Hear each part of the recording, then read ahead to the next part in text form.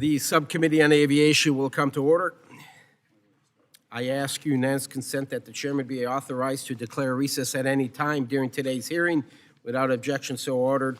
I also ask unanimous consent that the members not on the subcommittee be permitted to sit with the subcommittee at today's hearing and ask questions without objection so ordered. As a reminder, if members wish to insert a document into the record, please also email it to documentsti@mail.house.gov. I recognize myself for the purpose of an opening statement. I'd like to start by thanking Administrator Bedford for being here today in his first congressional hearing since becoming Administrator of the Federal Aviation Administration.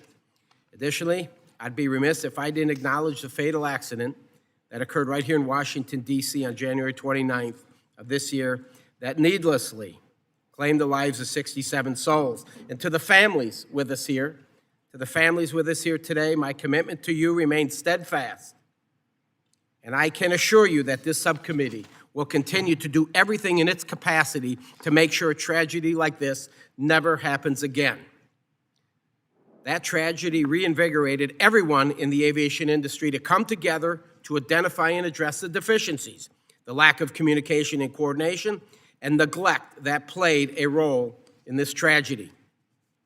While I eagerly await the results of the NTSB final report before taking any substantive legislative action, I am encouraged that there was immediate corrective action taken to make permanent route changes and helicopter restrictions near DCA, adjustments to air traffic control staffing and arrival flow at DCA, and ADSB out requirements for most aircraft near DCA's Class Bravo airspace, to name a few. In times like those, we are served with a stark reminder that aviation safety is a journey rather than a destination. Following that tragedy, the entire aviation industry coalesced around the one phrase, air traffic control modernization. So, what is the state of American aviation? From my vantage point, the state of American aviation, it's busy. But busy is not a bad thing. In this instance, it's a good thing. With the promise of innovation and modernization around the corner, there is tremendous excitement around the state of American aviation. From initiatives to increase throughput of air traffic controllers into the workforce to key rulemakings that will unleash American innovation, the Trump administration has been busy. While they have a challenging task ahead of them, they have the support from this subcommittee. Administrator Bedford, I believe that you are the man for the job. This task is unprecedented, but you have two documents that ought to serve as a roadmap.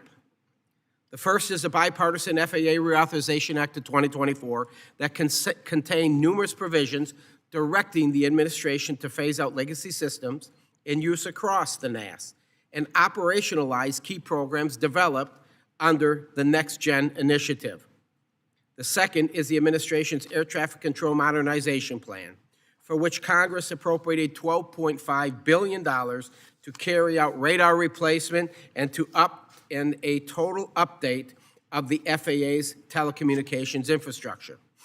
Administrator Bedford, this subcommittee will be conducting oversight, as we should, of the $12.5 billion to ensure that we avoid the absolute disaster that was Next Gen. The stakes are too high. We simply cannot afford to get this wrong. We got to get it right. We owe it to the American people and to every single American Airlines 5342 family. We owe it to you. With that, Administrator Bedford, thank you for being here today. I look forward to hearing from you on the state of American aviation. I now recognize Ranking Member Carson for an opening statement. Thank you, Chairman Nels.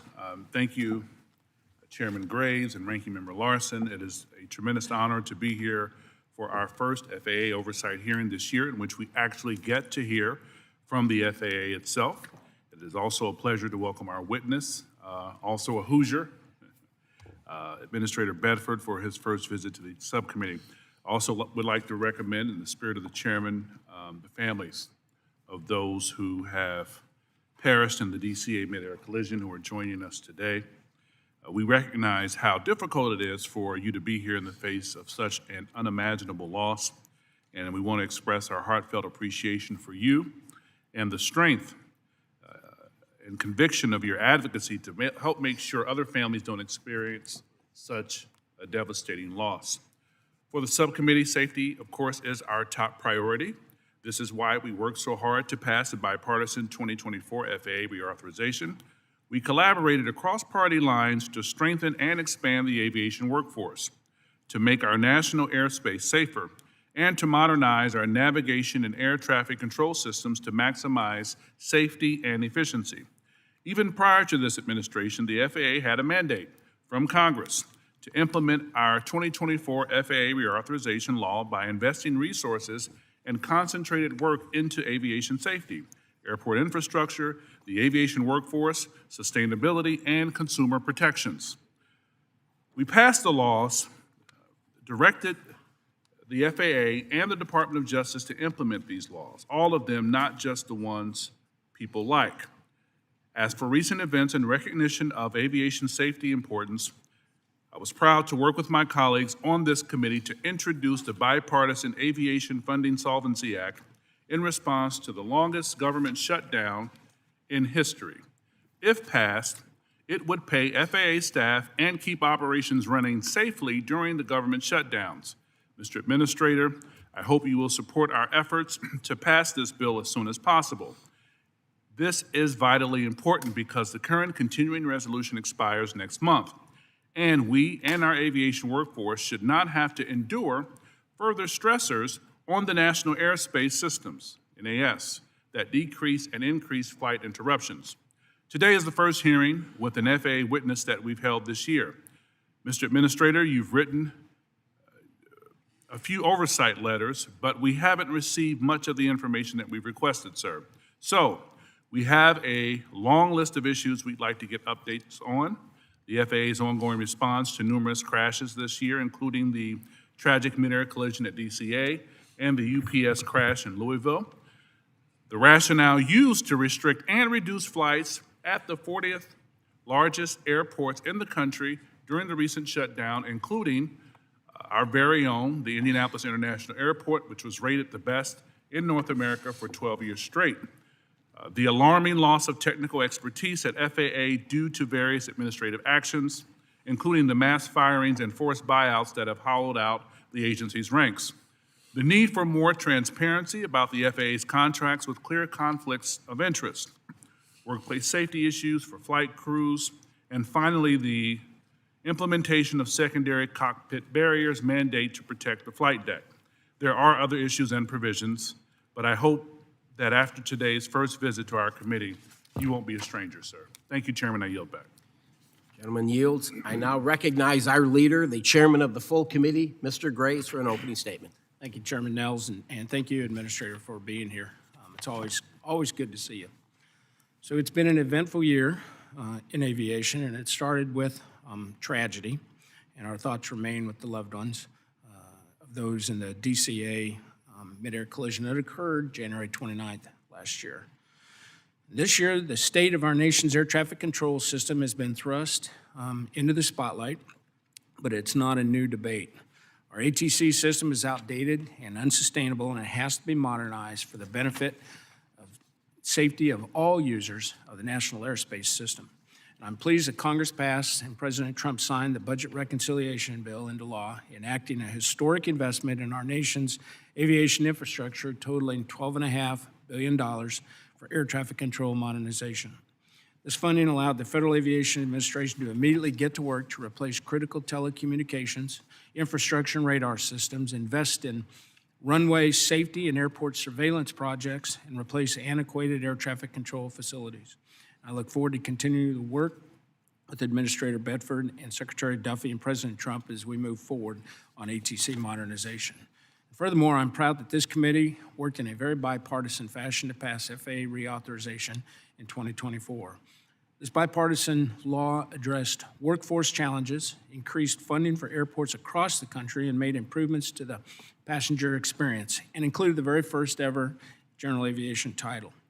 And I'm pleased that the FAA finalized the modernization of the Special Airworthiness Certificate rule, which expanded the freedom to fly for every American. And this is something that I pushed hard for and required the FAA to do in last year's FAA reauthorization. For air traffic controllers, the FAA has exceeded the goals set by Congress, hiring 2,026 new controllers in 2025. The FAA has planned to hire 8,900 controllers by 2008. And I remain committed to ensuring that the FAA and the Department of Transportation work towards full implementation of the law and carry out what Congress intended.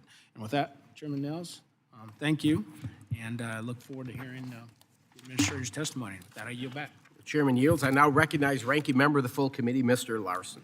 Thank you, Chair Nels, and thanks for calling today's hearing on the state of American aviation. And Administrator Bedford, thanks for joining us today. We've got plenty to discuss, and I look forward to your testimony. Chair Nels, I just want to give you a heads up. I might be pushing the 5-minute limit on this one, so just thank you for your grace, sir. Next month will mark the 1-year anniversary of the DCA mid-air collision where a U.S. Army Black Hawk helicopter collided with American Airlines Flight 5342 near DCA. It was the first mass casualty commercial plane crash in the U.S. in nearly 16 years and marked the end of one of the longest streaks without such an incident in U.S. history. This accident is a stark reminder of the vigilance we need in pursuit of aviation safety. More can always be done to make air travel safer. In the case of the DCA mid-air collision, we owe it to victims, the families, the flying public, to leave no stone unturned to learn every lesson that we can. I want to thank the friends and families of the victims who are here today, including Laura Ojandra, Amy Hunter, and families. Your presence keeps your loved ones' memories alive, and your advocacy reminds us to stay focused on the endless pursuit to improve aviation safety. And in response to the accident, the DOT and FAA took several actions at the time to address pressing issues that the crash exposed, including swiftly banning most non-essential helicopter operations near DCA, reviewing 21 U.S. airports to identify risk factors and safety issues similar to those at DCA, requiring federal agencies that conduct aircraft operations near DCA to broadcast their position using ADS-B out. Hard questions yet remain and still have yet to be asked, but I look forward to hearing how FAA is developing the new policies, bolstering safety redundancies, and preparing for the NTSB's final report and recommendations and evaluating any systemic issues beyond the purview of the NTSB investigation. I'm committed to this effort and working with Chair Graves and Chair Nels and Ranking Member Carson and this committee to fully address the NTSB recommendations and hold the FAA accountable to those recommendations. Now, the aftermath of the accident also put a spotlight on the aging air traffic control system, or ATC system. Modernizing the nation's ATC system is long overdue. Last year, the GAO found that of FAA's 138 systems, 105 are unsustainable or potentially unsustainable. That's why T&I members from both sides of the aisle did in fact support the $12.5 billion investment in ATC modernization and understand that additional funding will likely be needed. But before any additional investment, the FAA must show its work and be more transparent about how it's spending this investment. Although the FAA finally selected prime integrator Peraton to oversee its modernization efforts, there are still several questions about next steps, and as the administration moves forward, Congress has to ensure this modernization initiative is data-driven, transparent, and of course, safety-focused. Unfortunately, this is the year, as Chair noted, that the NAS has been pushed to unprecedented limits. And the decrease in employment numbers at FAA and DOT earlier this year and the administration's early retirement buyouts pushed safety-critical employees to depart the agency, subsequently increasing the strain on the personnel who were left behind and the airspace as a whole. These actions also resulted in an extraordinary loss of institutional knowledge and technical expertise from the agency, making it more difficult for the FAA to meet its safety mission. And so I have questions as well about personnel hiring and safety-critical mission employment. During the recent shutdown, thousands of air traffic controllers and critical aviation safety workers were forced to work long, stressful hours without pay for several weeks, with many worrying about getting a second job to feed families while protecting travelers. Not only did the shutdown create daily operational disruptions, it also caused long-term stress and uncertainty for the hard-working women and men of the U.S. aviation workforce. The stress of the shutdown was further exacerbated by the unprecedented safety decision to quickly reduce airline flight capacity by up to 10% at 40 high-traffic airports across the country. And while I agree that aviation safety risks in the NAS had to be addressed immediately, it became apparent that the decision was made quickly, perhaps it had to be, but also without adequate coordination with key aviation stakeholders. So consequently, airlines, general aviation, and other stakeholders had to make big changes to operations with little to no notice, increasing risk in the NAS and increasing other risk in the NAS. So this unprecedented nature of the administration's decision to limit air traffic demands congressional review, an issue I've talked to the administrator about. That's why I, along with several of my Democratic colleagues on the committee, sent you a letter last month requesting additional information regarding the data used by the agency to reduce flight capacity and return such flight capacity to normal. And you did transmit a response letter late last night. I've reviewed it. I'll read it a little more in depth soon enough, but I hope that you can shed some more light on that decision today and respond to any follow-up questions that we may have in a member briefing by next month. So, in conclusion, the appointment of a new administrator gives the FAA a chance to provide long-term stability at a time when it's most needed. And while the challenges before you haven't been and won't be easy, this committee does share your goal of meeting these safety challenges head-on. So, Administrator Bedford, thank you for joining us today, and I look forward to hearing from you with that. Yield back. Thank you, Mr. Chairman. The gentleman yields. I'd like to now welcome our witness, Administrator Bedford, and thank you for being here. You got a lighting system in front of you. 5 minutes is what we're asking when you give an opening.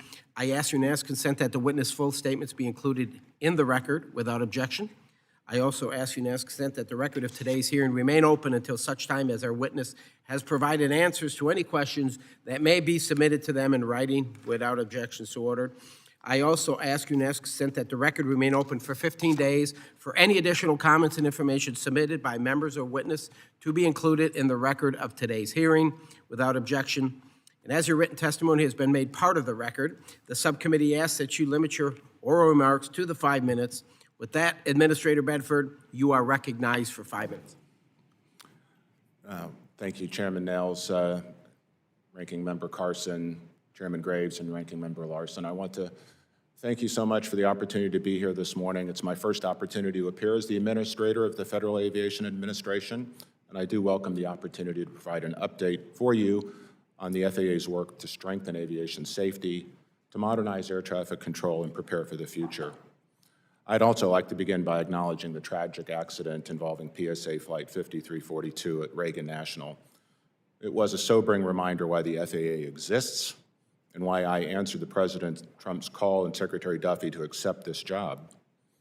Our mission is simple but critical: to protect pilots, flight attendants, and the traveling public by objectively analyzing safety data to identify risk and urgently act on the data to mitigate that risk. As you pointed out, immediately after the accident, the FAA did take decisive action to permanently restrict non-essential helicopter operations in the capital region, permanently close certain helicopter routes, eliminating visual separation approaches, and requiring the broadcast of ADS-B out signals with limited exceptions. Furthermore, we reviewed operational hotspots across the nation where we saw mixed traffic environments creating elevated risk, identified potential threats, and mitigated those threats. With continued support of the National Transportation Safety Board's investigations, we work with them on the recent UPS MD-11 accident. These investigations reinforce the importance of constant vigilance and a willingness to re-examine our processes, our assumptions, and our oversight. The FAA remains closely engaged in overseeing how Boeing manages design, manufacturing, and quality across its programs, including its production system. I have confidence in the FAA's workforce performing this oversight, many of whom continue to carry out critical safety work during the recent government shutdown.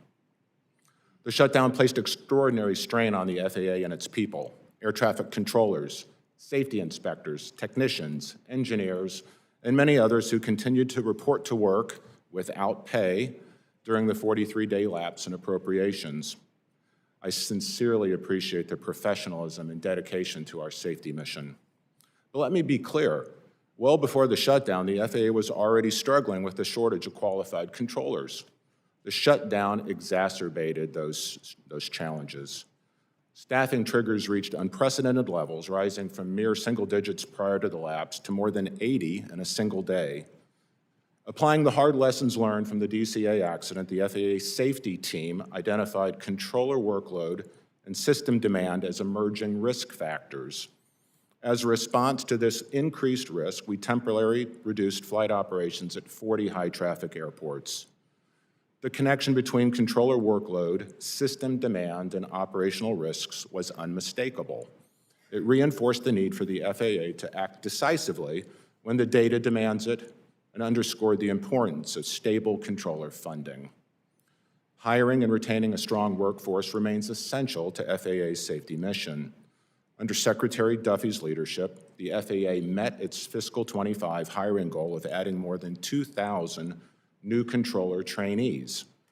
We remain on track to hire 8,900 additional controller trainees through 2028. We expanded the Enhanced Air Traffic Collegiate Training Initiative to 9 institutions, and we continue hiring inspectors, engineers on the spot, offering relocation incentives to place key personnel in critical locations. As we grow the workforce, the FAA must also evolve. The aviation ecosystem is changing rapidly, and the agency must adapt to keep pace with innovation while maintaining the highest safety standards. President Trump's recent executive orders reinforced the need for modernization, efficiency, and innovation across the FAA. Congress provided a strong foundation through the FAA Reauthorization Act of 2024. That act directs the FAA to become more agile and more efficient, and I'm pleased to share that implementation is well underway. The FAA is also moving toward an agency-wide system management to ensure lessons learned from accidents, incidents, and near misses are identified and acted upon consistently across the agency. The national airspace system must be renewed. President Trump has articulated a bold vision for a new air traffic control system within the next 3 years. That critical work is well underway. We recently selected an integrator to assist in our efforts. We've compressed radar and telecom modernization into a 3-year timeline, and we've already transitioned more than 1/3 of the copper infrastructure to fiber.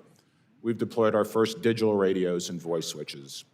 The One Big Beautiful Bill provided a historic $12.5 billion down payment on this critical effort. The DCA tragedy and the government shutdown were defining moments for the FAA this year. They exposed vulnerabilities, but they also drove action and sharpened our focus. Today, the FAA is more proactive and more determined than ever to fulfill its safety mission. We owe the American people a system that is safe, modern, resilient, and built for the future. That's the course that we're on, and with continued support of this committee, we will achieve it. Thank you, and I look forward to your questions. Thank you, Administrator Bedford, for your testimony. We will now turn to questions from the panel. I'll recognize myself for 5 minutes.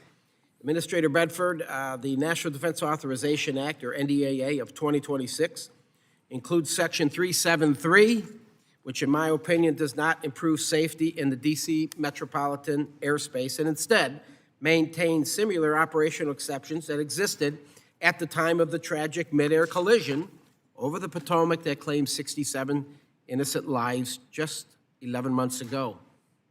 And as written, this provision effectively gives the military very broad discretion to operate under concurrent waiver authority without enhanced tracking or broadcast requirements that could prevent mid-air conflicts at the low altitudes. Administrator Bedford, are you familiar with this language? And if you are, do you envision any safety concerns that could arise if it's enacted as currently written? Well, thank you for the question, Chairman Nails. I'm told it's FAA policy not to comment on legislation while it's going through the process, and I will try to respect that. I will advise the committee that normally when language like this is discussed, it's customary to reach out to the FAA and ask for a technical consult or some form of technical advisory. I can tell you that did not happen in this case. We learned of Section 373 essentially when everybody else did last week. But let me be clear, regardless of let me be clear that our intent is not to go back to where we were prior to January the 29th. as long as I'm administrator, and I believe it's true as long as Secretary Duffy is Secretary of Transportation. We are not going to go back into a position of less safe airspace environment. We will monitor the airspace with vigilance and with safety first. Well, I'll put, simply put for me, I do not believe that the military should be conducting any classified training missions or check rides up and down the Potomac River in one of the most congested Class B airspaces in the country. I don't agree. Administrator Bedford, given last week's announcement that Peraton will serve as the prime integrator responsible for overseeing the administration's air traffic control modernization plan, what distinct role do you envision Peraton will be playing, and what guardrails do you have in place to ensure that they are being held accountable to the deadlines and efficiency metrics? Well, again, thank you for that question. I think it's on everybody's mind on this committee and frankly within the administration that modernization not turn into another next-gen boondoggle.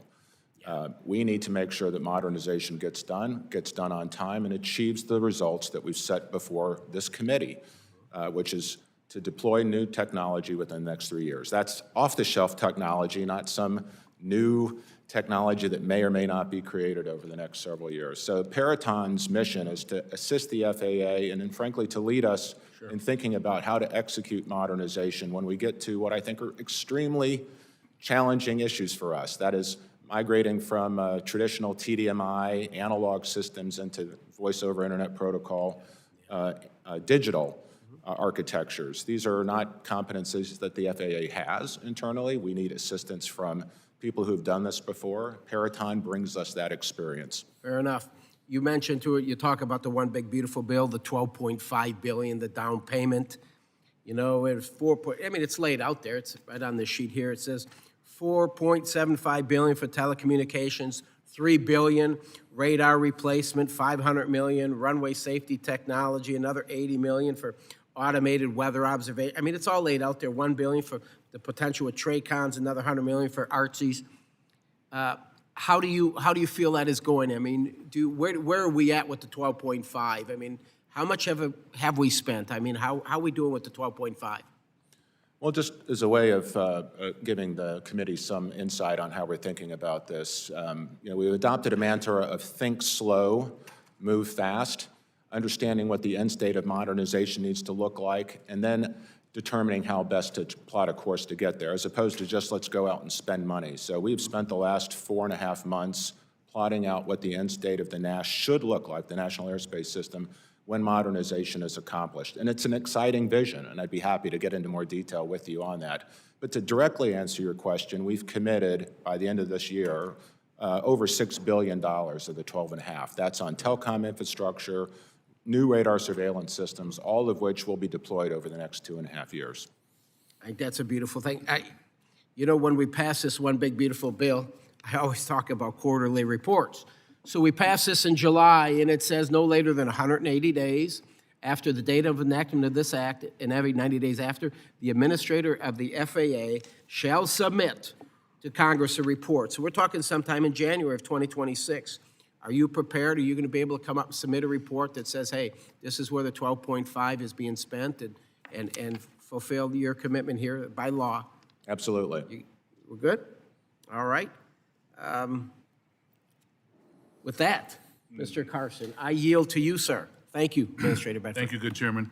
Mr. Administrator, after the very terrible mid-air collision this year of a military helicopter and a passenger plane, many of us serving on the subcommittee urged restrictions on military flights around DCA, particularly military training flights at the height of passenger traffic.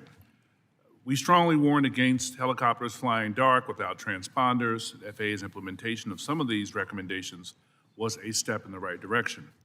Thank you. At least until we receive the NTSB report in the coming months. Now, unfortunately, someone in the Senate didn't agree and inserted concerning provisions in the NDAA that passed last week, as you know. Mr. Administrator, will you commit to our committee, sir, that FAA will maintain the stronger safety measures put in place after the crash, sir? Thank you for that question, Ranking Member Carson. The accident at Reagan National on January 29th, I think, shook the FAA to its core. Safety is our foundational mission. It's what everybody in the agency is focused on every day, on every flight. That's the mission, to complete it safely. There were gaps that we now see. We can look in the rearview mirror and we can see the gaps that existed, things that tragically had to perfectly line up and to enable that crash to occur. As rare as it is, the fact that it could happen at all is a hard lesson learned for the agency. Those gaps have been closed, and they will remain closed as long as I'm the administrator. Yes, sir. Secondly, sir, will you commit to us that you will use your authority to try and close military exemptions and loopholes that could increase the risk for another mid-air collision? Well, let me elaborate a little bit on that. The military's actually been great partners since the DCA accident. I mean, there's a lot of learning on both sides, and while I think we always strive for more transparency and more collaboration, some of this new muscle memory is a bit unnatural, but I will say that we've had great cooperation from the Pentagon in terms of how we've enabled new restrictions in the Capital Region airspace. So I would anticipate that to continue. We're in the process of renegotiating our memorandum of agreement in terms of how we continue to operate with those restrictions in the Capital Region, and I expect that to continue. Yes, sir. Mr. Administrator, the administration opened the now defunct DOGE office to allegedly cut waste and fraud, but instead, very important staffing and grant funding was targeted. Improving airport operations improves aviation safety. I think we can all agree. One example was the very short-sighted cancellation of funding to improve the solar farm at the Indianapolis International Airport. This facility is the largest of its kind, very remarkable, and has enjoyed bipartisan support since its first opened because it improves the operational efficiency of the airport's grid and lowers costs, which benefits passengers and industry. Mr. Administrator, will you please, sir, provide the subcommittee with a full list of FAA grants that were terminated or not dispersed? And secondly, please provide the rationale, sir, for the terminations and whether these decisions can be reviewed for the restoration of funding in the future. Well, thank you for the question. I've got the team back here taking notes, so they'll be happy to revert back to you with any answers I'm unable to provide. It's my understanding that whenever there's a change in administration, it's customary for the incoming administration to evaluate the priorities of the prior administration. I believe that happened. That is something that's been consistent, in many of the past changes that we've seen. And not unlike previous changes, this administration has a different view of solar and wind and alternative energy projects. So while these decisions were taken prior to my installation as administrator, my understanding is that all of the funding programs went sort of through a reevaluation. And more likely than not, that's the reason that the Indianapolis program was terminated. But I'm happy to provide you with a reconciliation of other programs that might have been terminated. That would be a big help. Thank you, sir. I yield back, Chairman. The gentleman yields. I now recognize Mr. Burchett. Thank you, Mr. Chairman. What specific actions has the FAA taken to fully implement the President's directive for non-discriminatory merit-based hiring across all positions? Well, simply put, sir, the goal today is to hire the best people, give them the best training and the best tools, and expect the best results. I like to say put the best player in, coach. So I appreciate that. Does the administration plan to alter minimum pilot crew requirements in response to increased automation? There are no plans today, sir, that I'm aware of to alter the minimum crew complement. Good. How are you going to ensure that hardworking Americans don't lose well-paying aviation jobs?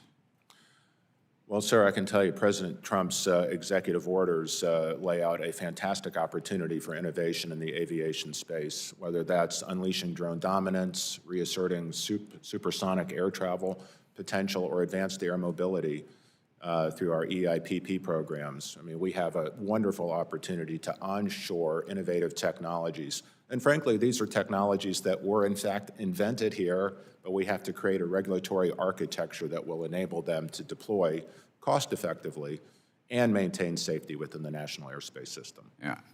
What I'm afraid with these executive orders, though, maybe not so much in this committee, but in some of the others, I've seen Congress is pretty gutless to codify those. We've got about 20 or so that are in bill form that won't even receive a peep because we don't have the guts to do what President Trump has really been given a mandate to do.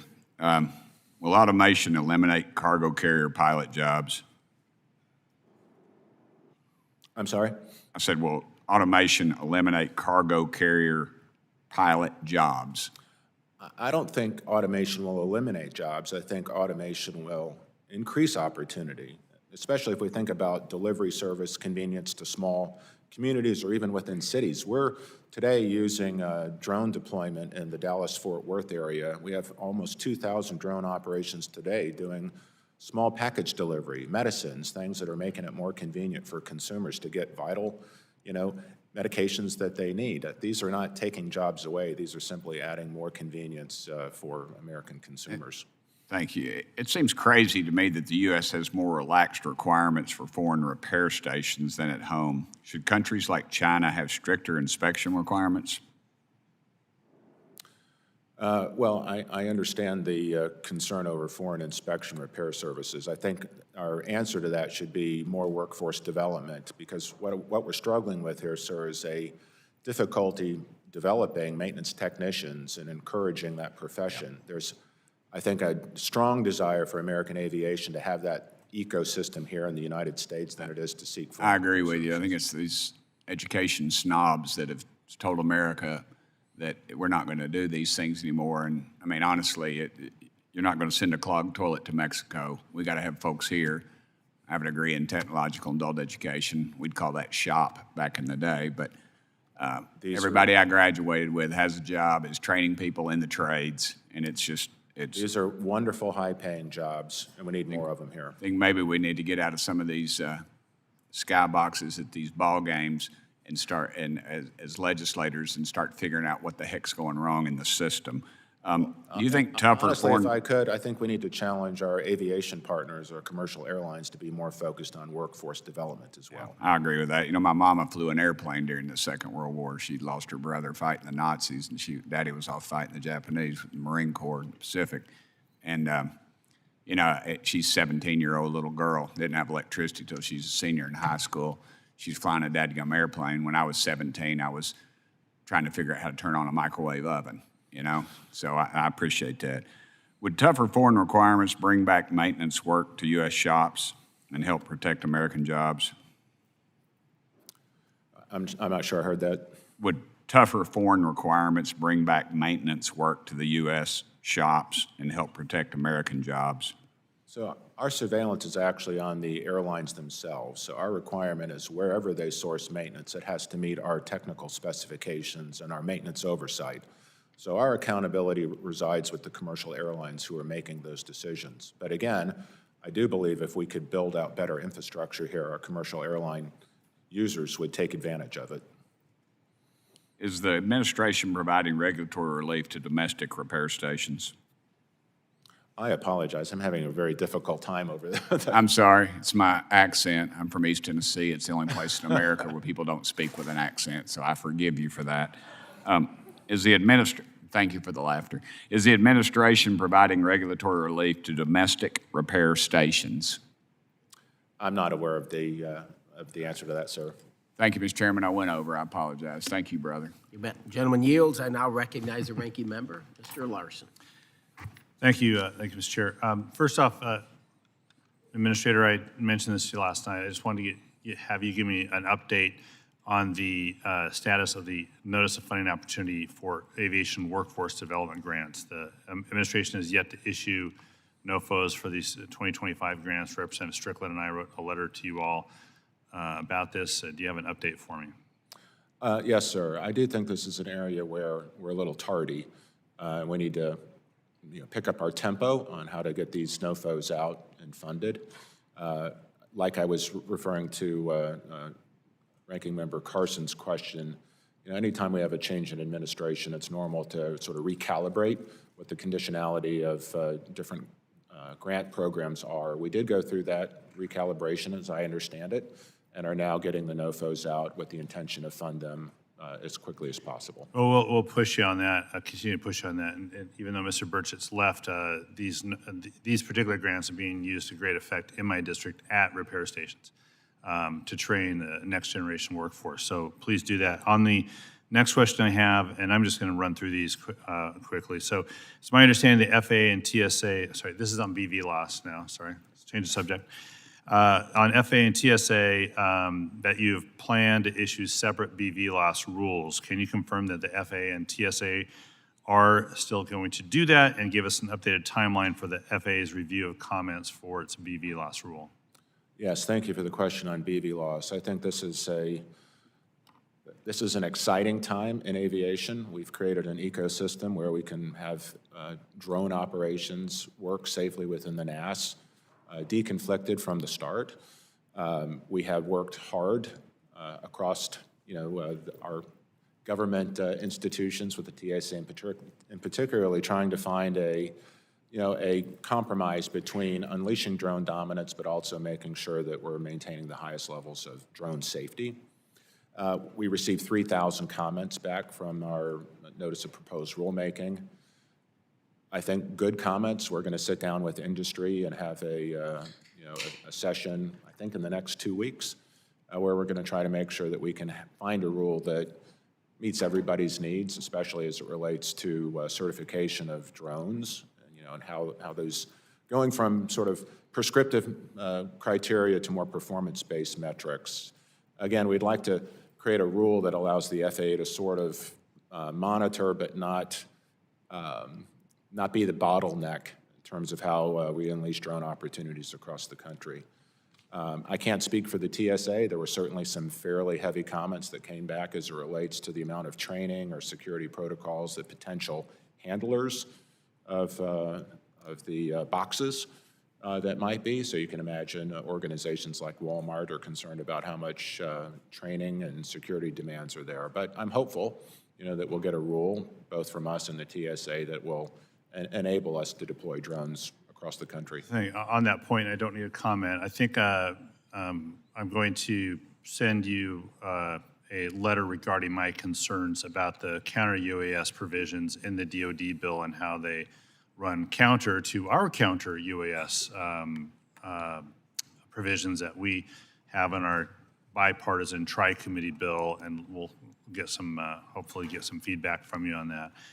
On air traffic control numbers, the number you gave us in the testimony, is that a net number over time? I'm presuming there will be people who are retiring as well as you're hiring, so is your 8,000 plus a net number, or is that a number of hires, but you haven't factored in the number of retirements? So as I said in my oral testimony, we've hired over 2,000 trainees this year, and the intent is to hire somewhere between 2,200 and 2,500 trainees in this fiscal year. And so the 8,900 is a total over 4 years. Of hirees, but how about, is that a net number of? Well, that's the challenge. We still see a lot of retirements. We see folks who, frankly can't take the pace of the work.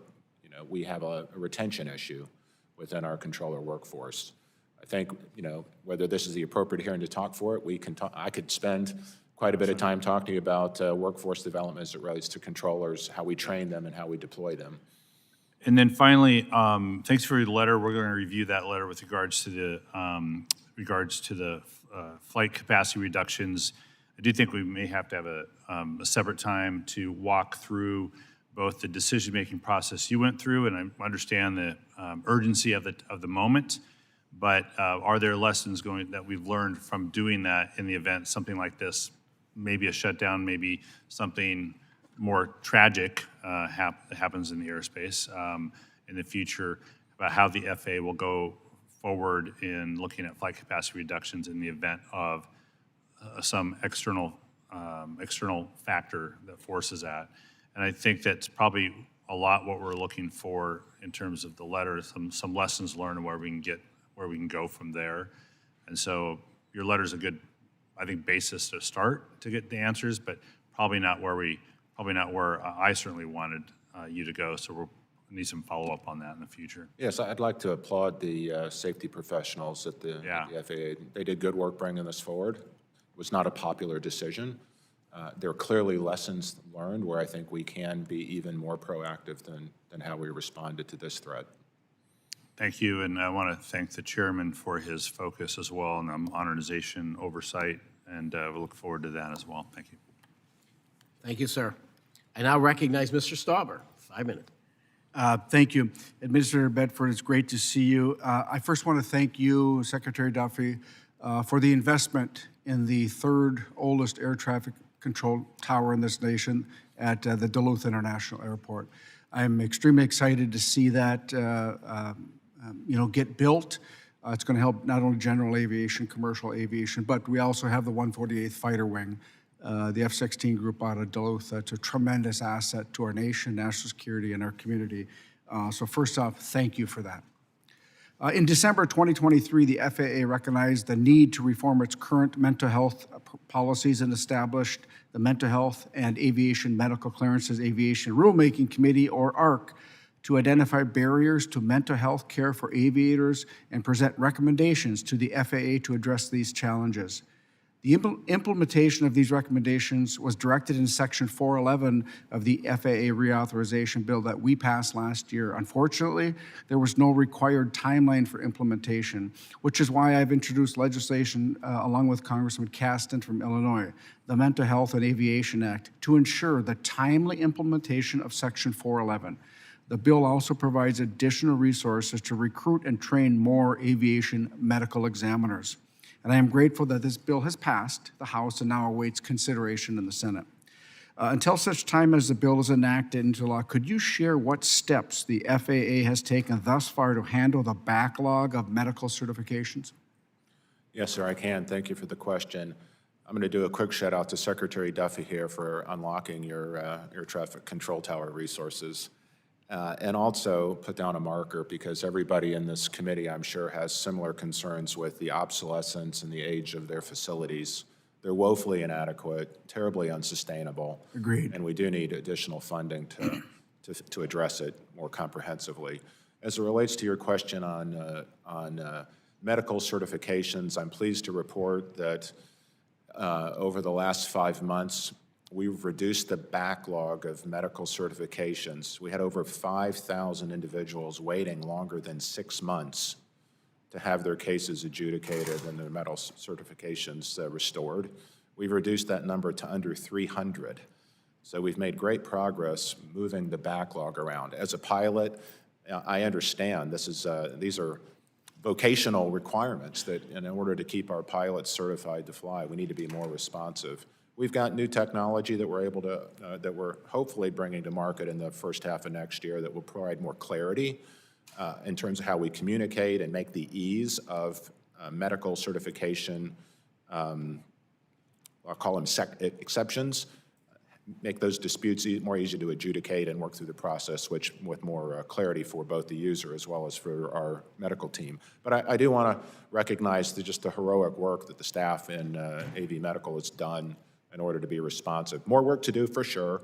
Mental health, again, I was meet with the APA last week. I think they're pleased at the progress we're making in terms of identifying medications that can now be used without creating stigma. That's extremely important, because we know that 1 in 4 of us as adults are going to experience a mental health crisis in our life.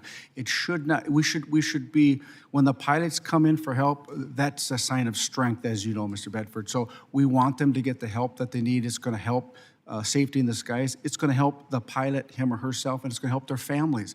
That's why that's important. So I appreciate we moving forward on that. The last question is, the FAA recently proposed a rule on beyond visual line of sight drone operations. In the proposal of right-of-way rules, could you clarify whether the FAA has identified any potential safety concerns with the provisions that give unmanned aircraft right-of-way over manned aircraft? And just that last part of the sentence, unmanned aircraft, right-of-way over manned aircraft. I know it's a proposed rule. Can you tell us a little bit about that decision-making and why?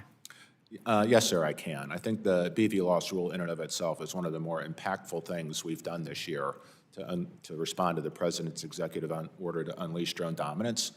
If you understand how, and I'm sure you do understand how airplanes are separated, what we created essentially was a corridor where drones can operate safely, where they're essentially deconflicted from air traffic.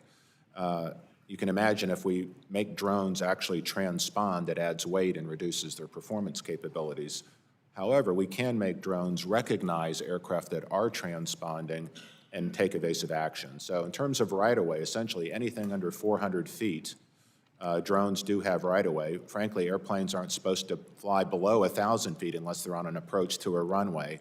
There are exceptions, however, when crop dusting, for example. Those are where potential conflicts exist, and those are the things where we're looking perhaps for some nuance to the current rulemaking process. Thank you very much. I see my time's up, and I yield back, Mr. Chair. The gentleman yields. I now recognize Ms. Scholten for 5. Thank you, Chair Niels, Ranking Member Carson, for putting together such an important hearing. Welcome, Administrator Bedford. We are so excited to welcome you to this post and would love to invite you out to my district at some point to see some of our FAA assets that we have out there. Before we get to that, Americans are still reeling from the president's historically long government shutdown, second only to the last shutdown that occurred during his first term. The pain of this shutdown was felt keenly by the traveling public and hardworking aviation professionals. Unfortunately, not only did our air traffic controllers miss paychecks, but Secretary Duffy threatened to fire air traffic controllers for calling in sick, and the president toyed with the idea of holding back pay to federal employees, including air traffic controllers. We all know that we have to boost air traffic controller recruitment to right-size the workforce. But I'm concerned about how poor morale will hinder these efforts. And I'm wondering how you might continue to work with this committee to ensure that towers are properly staffed. I have a very specific question for you. I'm not asking you to opine directly on whether those actions were right or wrong by the secretary or the president, but do you have concerns about how Secretary Duffy or President Trump's comments might impact air traffic controller recruitment efforts specifically? Well, thank you for the question. And without opining one way or the other, I can tell you that the FAA will work better if government continues to be funded. So if I could encourage you did ask my opinion, so I'll share it. If you ask me, the default position for if you don't like the current budget should be the current budget just continues, right? And we can. And I agree with that, but specifically, I'm asking whether you think the threats from Secretary Duffy or the president will impact the FAA's ability to recruit and have impact on the morale of air traffic controllers. So as I said in my opening remarks, the FAA was shorthanded prior to the lapse in funding. No one can argue that the lapse in funding was anything other than painful for those federal workers who were called to work without pay during what turned out to be the longest 6-week shutdown in history. I don't think anybody's happy about that, and nobody wants to see it happen again. But we do have an obligation to come to work. That is part of the obligation we take as federal workers. I work without pay for 6 months. Nobody enjoys that. Sorry, six weeks. Yeah. Felt like 6 months. And it's illegal for our controllers to have a job action. We saw 2 facilities at the very end of the lapse where we had ATZ0 because none of the controllers showed up for work. So we do have to ask some tough questions about, was that a job action? If it was, it's just not, that's not tolerable. So I think there is an accountability.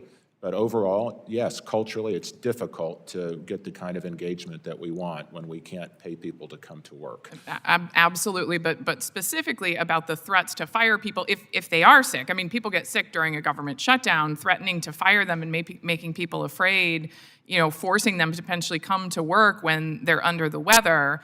Do you think that has an impact on morale? I think that's a mischaracterization of what the Secretary was referring to. When we see facilities that go ATZ0 staffing, I think he specifically threatened to fire people if they did take sick time, and the president also threatened to withhold back pay. And the question here is whether you think that has an impact on morale. I've certainly heard from air traffic controllers directly that it has, and I'm curious if that's risen to your level. I know that you share our concerns about making sure we want to reach the appropriate levels of staffing. This is truly a matter of public safety. Yeah, so clearly the FAA culture needs a reset. And one of the ways we can do that is talk about how can we support our people, hire the right people, hire the best people, give them the best training, give them the best tools. And that's what we're focused on doing right now. We're moving into the future. I think it's bright. But look, we have to perform. As a management team and as leadership, we have to deliver on the vision. Absolutely, absolutely. And we're willing to work with you there on all fronts. I agree that government shutdowns are disastrous. We are going to work and do everything we can here to avoid them in the future, but we also ask for your partnership in doing everything we can to boost that morale and make sure that people feel, safe in their workplace as well. Before we go, and my time is running out, I do want to reiterate our invitation to have you come out to the district.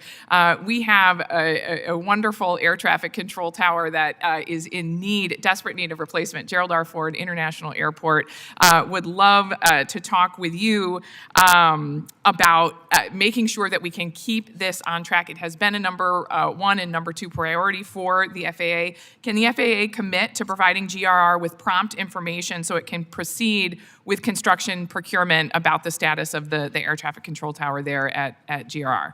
I'm going to be perfectly honest with you. We need funding. We need more investment across the national airspace system. So you're not alone. I have family in Grand Rapids.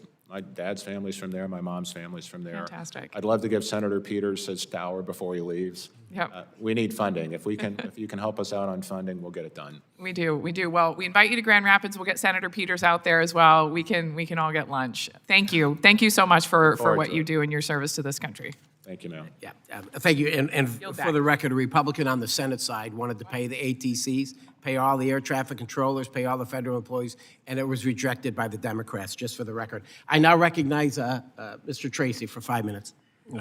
Thank you, Mr. Chairman, and Administrator Bedford, thank you for being here today. I represent the Big First District of Kansas. Aviation is a critical industry in my state with roughly 100 general aviation airports, several commercial and regional airports, and a huge footprint in aviation and aerospace manufacturing, as you're well aware. The FAA Reauthorization Act that we passed included critical provisions to ensure that our aviation industries are able to improve services, bolster the workforce, and promote American innovation, and I'm grateful that we are well on our way to fixing the problems of the past FAA under your leadership. I really appreciate the progress that's been made and that we're wasting no time in getting to a better place. Just a handful of questions. As mentioned before, the aviation and aerospace industry is incredibly important to Kansas, and I want to ensure that we have a robust and technically skilled workforce for both the FAA and the industry. Can you provide an update on the agency's efforts to maintain and grow a strong technical workforce and provide safety oversight to an industry that is driving innovation and technology? Where are we at on workforce? Well, if I'm being perfectly honest, sir, I think we're behind. I think there's a lot more work that needs to be done, and frankly, work that can be done. We need to celebrate our community colleges across the country. We need to invest in them. We're doing that with our collegiate air traffic control training program. We're giving them the resources, automation technologies, simulation technologies, and they're going to be a critical partner in building the workforce of the future for us. And we need to do that with maintenance technical training, pilot dispatch training. I mean, there's so many things that we need to celebrate in getting our young people interested in careers in aviation. In my prior life, I spent the last 10 years building one of the largest training infrastructures in the country because we couldn't solve the problems, no offense, counting on Congress to fix it for us, or frankly, counting on the FAA to fix it for us. So industry also has to own this. Industry also needs to invest in the workforce of the future. And I think we can partner with them, whether that's through legislation and funding or just through our bully pulpit, and making sure it's in their own self-interest that they realize they have to work with us and invest some of their profits in building the workforce of the future. Yeah, I agree. Next question, change topics a little bit, but the FAA Contract Tower Program provides ATC safety and efficiency benefits at 265 airports across the country, including 8 in Kansas. The FAA Reauthorization Act of 2024 included a provision for the FAA and the Department of Labor to update long overdue wage determinations for contract controllers and create a new wage determination category or occupation code for air traffic managers at contract towers. Just like federal controllers and managers, we need to ensure that our contract controllers and managers receive appropriate compensation for the important ATC services that they provide for the national airspace. Can you give us an update on the status of this provision and when we can expect the wage determinations to be completed and the new category for air traffic managers to be established? Well, honestly, no, sir. I can't give you a specific answer to the question, but what I can tell you is I've been to a number of our contract towers. I utilize them in my own private pilot flying, so Anderson, Indiana, Muncie, Indiana are both contract towers, and frankly, they're a tremendous resource, especially for our young pilots who are in training to be able to get the experience to have that interaction communicating with tower. We have contracts, of course. I think we can do a better job as FAA of managing the accountability of the vendors that we hire to make sure that they have the staff.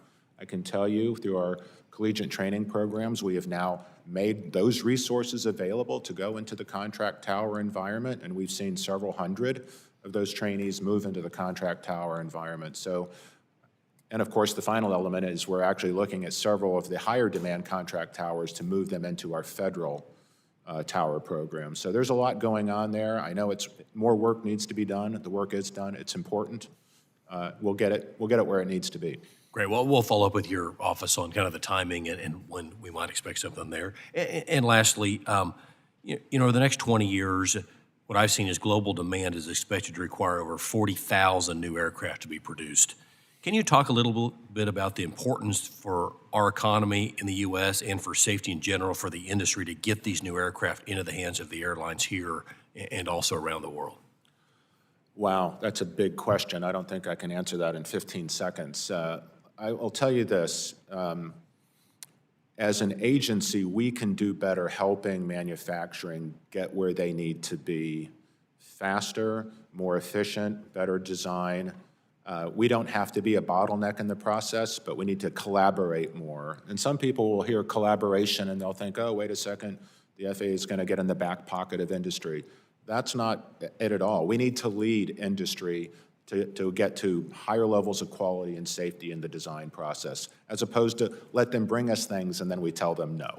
So I do think we can collaborate better. We want Boeing to build that next generation aircraft here in the United States. Full agreement. Thank you, Mr. Chairman. I yield back. Gentleman yields. I now recognize Mr. Johnson. Thank you, Mr. Chairman, and Ranking Member Carson for convening this hearing, and welcome to this subcommittee, Administrator Bedford. I've been asking these questions since the start of this administration. When will our towers be fully staffed? When will we stop pushing out the professionals who keep planes in the sky and passengers safe?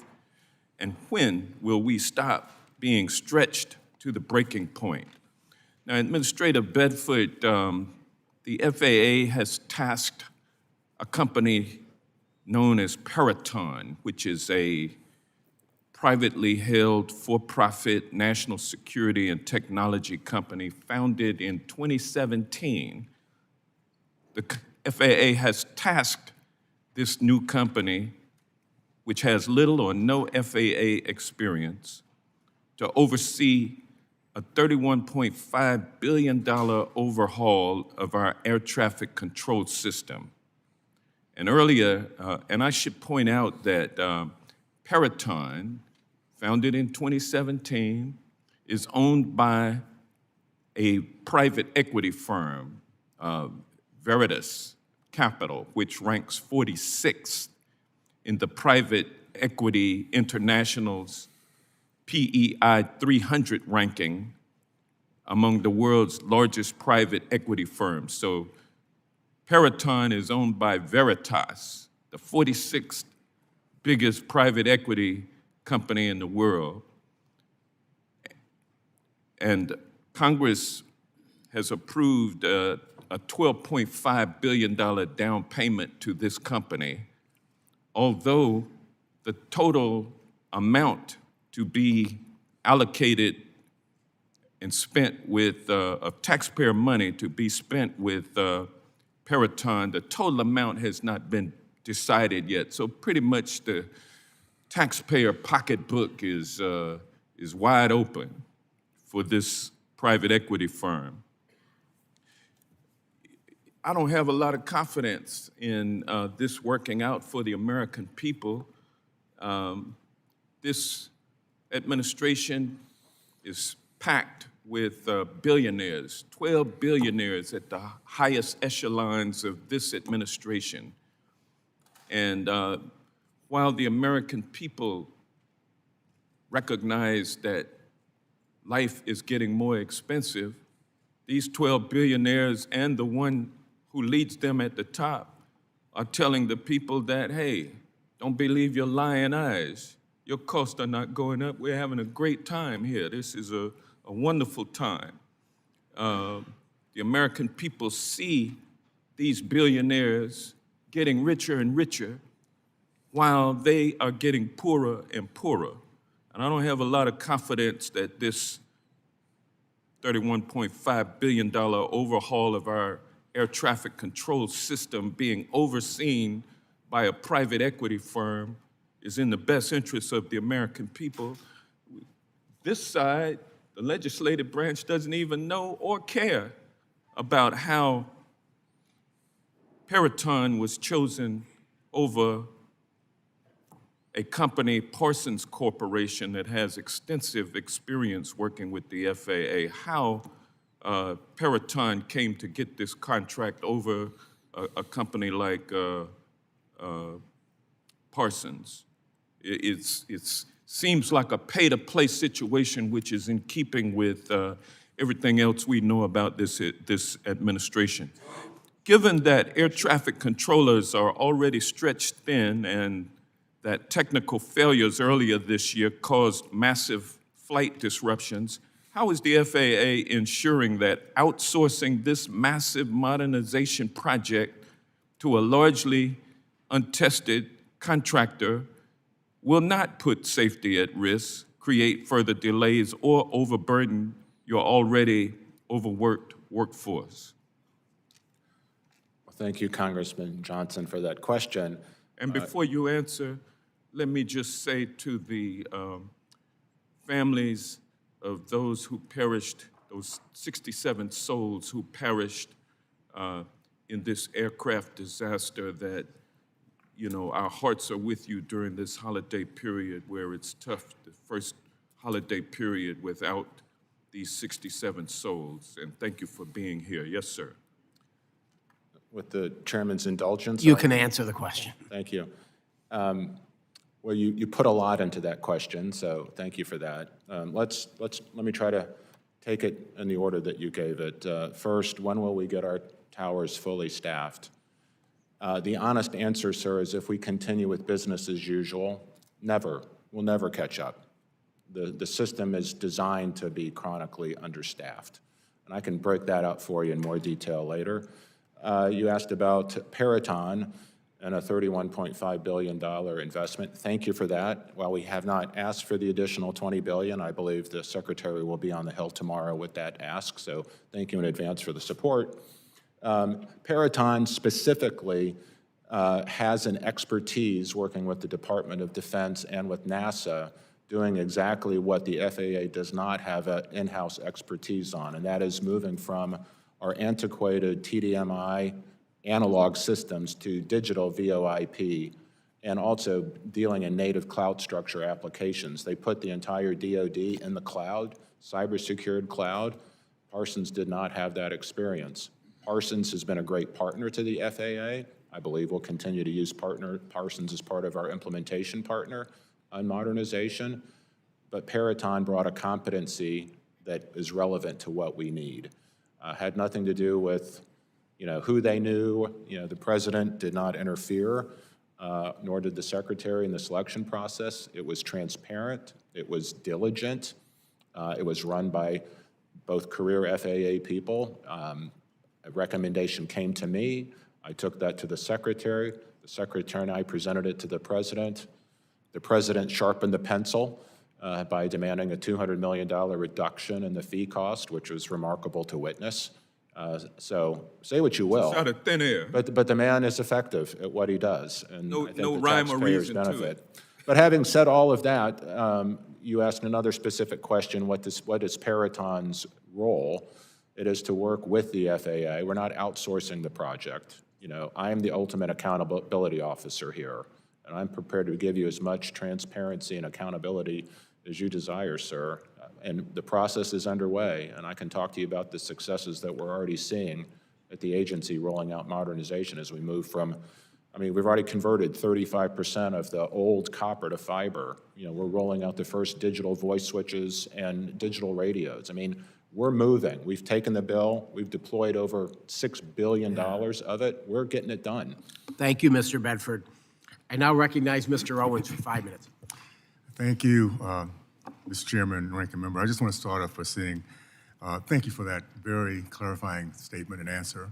It's obvious that you are the expert and we are not up here. So appreciate the information, the understanding that we're now going to have as we move forward. We've long prided ourselves on the safest airspace anywhere. The January mid-air tragedy near DCA claimed 67 lives, and the uptick in runway incursions have exposed vulnerabilities we cannot ignore. The 2024 reauthorization provided the FAA with a clear roadmap, and the American people placed their confidence in President Trump and his administration to implement it. Folks back home rely on air traffic every day, air travel, and are feeling the strain from near misses and disruptions during the recent shutdown. The progress being made throughout the year in airports, large and small, are encouraging. We need the assurances the momentum is accelerating, not stalling. The $500 million we directed specifically for runway safety tech, lighting, surveillance, and the reconciliation bill represents a serious commitment. We're equipping the FAA to reinforce the gold standards we should expect from ourselves. Now is time for results to prevent another heartbreak from the American families. Administrator Bedford, this is your first time testifying before us. I'm interested in your assessment. How are you ensuring that these tools are being deployed effectively, addressing the NTCB recommendations from the Potomac incident and integrating lessons learned across mixed traffic airports everywhere? Well, thank you for the question, Congressman Owens. I think it's one of the worst kept secrets in government that the facilities that the FAA operates in today are grossly archaic, obsolete, and relatively unsustainable.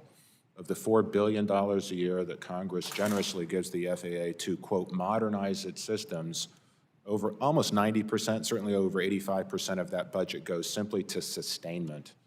Literally, we're putting, lipstick on a pig.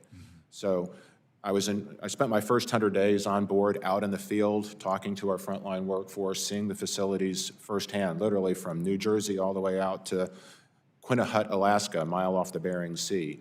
We have work to do, important work, hard work. It's going to take investment to get it done. I was in Chicago, I don't know, maybe a month ago. We have multiple ASDX surface runway radars there. Only one of them was functioning. And it was one broken part away from being unusable.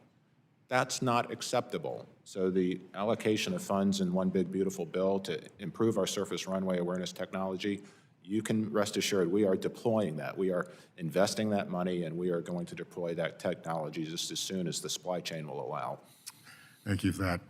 We appreciate your recent efforts to address our workforce needs across the aviation sector, particularly air traffic control. While such of the focus to date has been on bringing on new frontline controllers into the system, there have been limited discussions that we've heard so far about strengthening the pipeline of our air traffic supervisors and managers. With so many of the experienced leaders approaching retirement, can you share with us any plans the FAA has regarding addressing the workforce pipeline needs of the Air Force supervisors and managers? Well, so we're blessed to have a wonderful resource in Oklahoma City. Our campus, our academy campus out there is doing great work for us, but we can't allow it to be a bottleneck. We do need to increase the number of pipelines that are coming through to produce air traffic controllers. We now are up to 9. We've added 5 collegiate programs. We need to do more. And as we add those collegiate programs, we create feeder streams of potential new controllers that can go both to the contract tower program as well as to our federal towers. So we are doing that. But I will tell you, one of the first things that we spent doing is understanding as an agency how to think about big projects, how to think about the work that we do. And we implemented a process called Theory of Constraints with the entire leadership team, where we're looking for those critical bottlenecks and ways that we can alleviate them and improve the throughput. And that's really, everybody's focused on the input, but what we really need to focus on is the output. How are we getting more people qualified people through training quicker and deployed in ways that are productive versus counterproductive. So there are many bottlenecks in the system. I promise you, over the course of 2026, we're going to do our best to resolve those bottlenecks. Well, for those of us who are entrepreneurial-minded, thank you for your innovation. Thank you for thinking outside the box. It's so well needed here in this particular space, and Americans are going to really appreciate as we see that. I just want to close by extending a personal invitation for you to visit the Salt Lake City Airport, one of the premier airports in the country, the Gateway of the West. And we talked a little bit before, if you're into skiing, it's snow time in Utah, so we'd love to have you come out and visit with us, okay? Yeah. Thank you for the invitation. Thank you, and I'll go back. Thank you. The gentleman yields. I now recognize Ms. Foshee for 5 minutes. Thank you, Mr. Chairman, and thank you, Administrator Bedford, for being with us today. It has been made tragically clear that the FAA is facing a dire shortage of air traffic controllers. It's been widely reported that more than 90% of U.S. airport towers are understaffed. Furthermore, the chaos of air travel during the recent government shutdown showed us just how important robust air traffic control staffing is. In my conversations with the National Air Traffic Controllers Association, they have expressed their difficulty in getting updates on FAA staffing levels from either the FAA or the administration. They emphasized to me that they can't know where they are in achieving full staffing without regular updates. Can you commit to us today to provide a timely update to us on FAA staffing levels? Well, thank you for that question. A couple of things here. First, Nick Daniels, the president of NACA, has my personal number. So if he needs information, I am available to him and the rest of the team at NACA. So I think we've got a good relationship. I'd like to see that continue. More collaboration will be better. We have some serious issues that we need to address within our collective bargaining agreement. Things that they, I think, want to address in terms of pay and benefits, and things that we need to address in terms of staffing efficiencies and training. So there's a lot of work to do there. There's no magic fix for the challenges that we face on controller staffing. So we need to be intelligent about how we go about it. We need to be collaborative about how we go about it. But certainly, it's going to require a strong partnership between ourselves and the union to get it done. Thank you for that. Additionally, I have heard from pilots that the infrastructure in some control towers is so outdated and poorly functioning that they have had to call the air traffic controllers on a mobile phone from their tarmac for instruction. In what ways is the FAA investing in modernizing nationwide air traffic control technology and infrastructure to ensure the safety of those on the ground and in the air? Well, again, thank you for that. That, in a nutshell, is why I took the job. This gets to the heart of how we ended up with an accident like 5342. Infrastructure's inadequate. The systems are based on 1990s technology. And I don't mean just the phone system or the data system, just the architecture of the system that we have. It's woefully inadequate for the needs of the 21st century. We have a great plan to modernize, and I'd be happy to get into as much detail on that as you'd like in terms of where we're at with telecom, analog to digital conversions, getting deployment of the technology in the field. But even after we fully utilize this initial $12.5 billion down payment, there are still going to be fundamental problems with the architecture of the system that need to be addressed in this second level of funding. So the future, if we were to stop, would be a more reliable but still inefficient national airspace system. If we want both exceptional reliability and exceptional efficiency and safety, we need that next tranche of investment to get that done. Agreed. And finally, Administrator Bedford, can you explain to us the heightened risks pilots, cabin crew, and passengers are exposed to when air traffic control towers are not sufficiently staffed? Well, thank you for the question. I know it sounds unnerving that there could be a situation where we don't have adequate staff or the technology is malfunctioned in a way that we lose contact with aircraft in the air. But there are numerous redundancies. We have numerous systems, so a tower is also supported by a TRACON generally. And so there is surveillance, and there still are ways to communicate with towers. And even if we lose 2 or 3 levels of redundancy, crews are well-trained to deal with these circumstances. So I don't feel we have a safety issue with that. But again, we don't want to fall ourselves leaning into the second, third level of redundancy in order to maintain safety. Those should be very infrequent, if ever used, backups. Thank you, Mr. Chair. I yield back. Gentlelady yields. I now recognize Mr. McDowell. Thank you, Mr. Chairman, and thank you, Administrator Bedford, for being with us today. We've discussed that staffing shortages are an issue, and while the exact number is debated, there's as many as 90% understaffing at towers, and so I want to know, or at least I want to talk a little bit about unmanned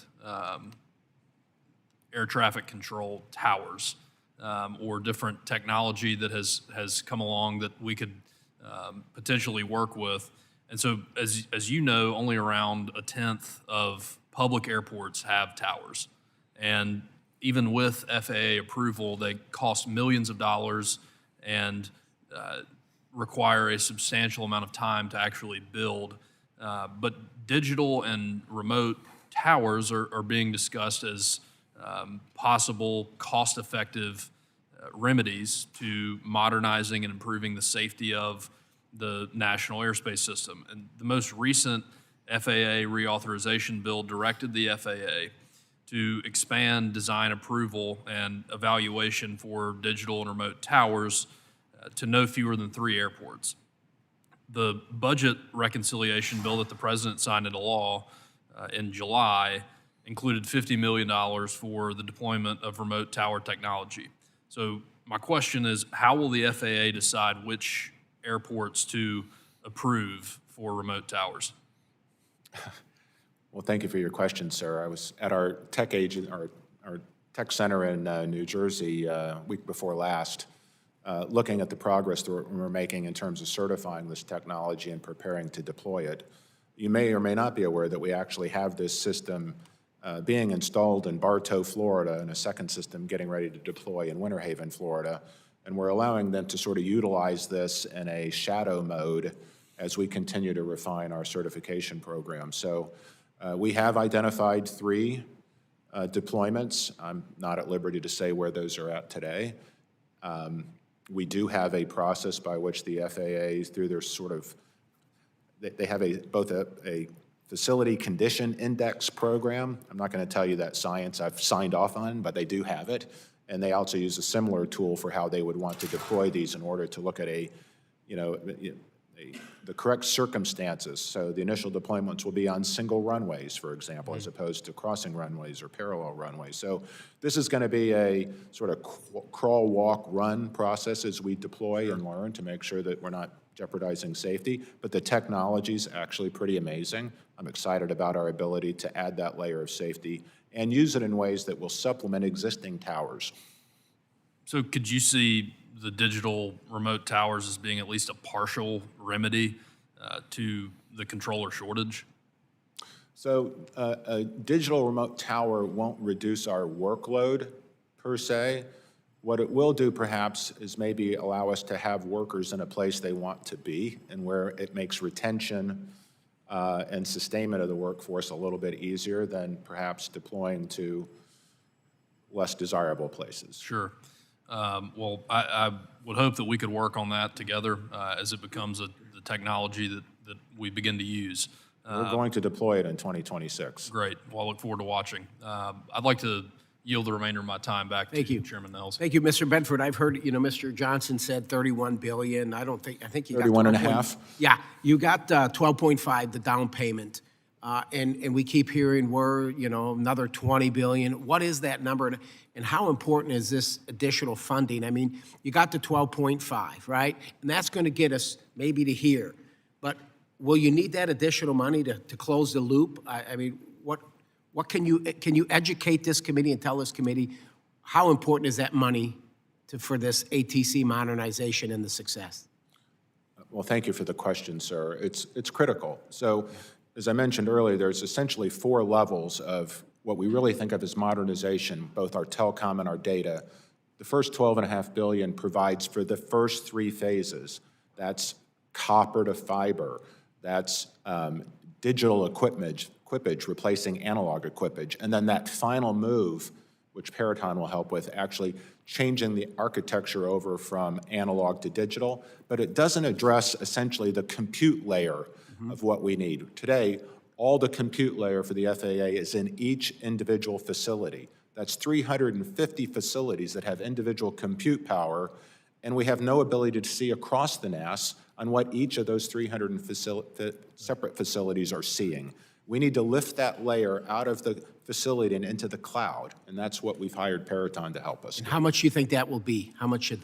That process for that last leg of modernization is in part and parcel of that next $6 billion of $6 funding. billion. And Would that be your priority then? You need the 6? Look, I'm going to tell you we need it all because the other 14 is essentially the properties and facilities that each member of the House has a stake in the game on. They're woefully inadequate. They're archaic. We're wasting $3.5 billion a year to sustain it. We might as well just fix it. Got it. Thank you. I now recognize Ms. Poe. Thank you, Mr. Chairman, and our ranking member, Carson. First, before I begin, first of all, thank you, Mr. Bedford, for being here. Let me just express my condolences also to the families that lost their loved ones during that horrific, horrible accident and crash that occurred in Washington. As you know, Mr. Bedford, I represent New Jersey, home to one of the most complex, congested, and consequential aviation corridors in our country. When aviation fails in New Jersey, it doesn't just inconvenience our residents, it actually impacts our entire national airspace. For Teterboro and Newark airports, we are seeing chronic understaffing, forced overtime, fatigue, and burnout of air traffic controllers. These shortages across one of the most congested airspaces in the world is a catastrophe waiting to happen. This includes partial shutdowns and regular ground delays lasting hours. We've even had airlines simply cancel flights because the system simply can't absorb another stressor. So it's no surprise that millions of Americans are beyond frustrated with the state of flying in America. Just this past Sunday, I was actually stuck on the tarmac for 4 hours to only have to be turned around again, and I'll leave it there, but the delays were just unbelievable. So, meanwhile, our Department of Transportation is focused on promoting airport gyms, posting clips of exercise contests. You can't just run away from critical shortage, staffing shortage. You can't spin obsolete radar systems, and you can't bench press away delays and cancellations. And a pull-up contest between cabinet secretaries in an airport terminal doesn't help reduce congestion or increase safety. There's nothing more important than safety. Before the tragedy here in Washington in January, the U.S. had not seen a major commercial aviation disaster since Flight 3407 in 2009. As you know, 3407 departed from Newark and took the lives of 49 people when it crashed outside Buffalo. Some of my constituents lost family members that fateful evening. I believe that extraordinary record over 15 years without a major domestic crash can be credited to Congress and the FAA implementing the 15-hour pilot experience requirement, ensuring commercial pilots have the proficiency necessary to do the job safely. So, Mr. Bedford, during your confirmation, you did not commit to supporting the current 1,500-hour rule. Since starting, I want to know if you have seen the benefit of this watershed rule.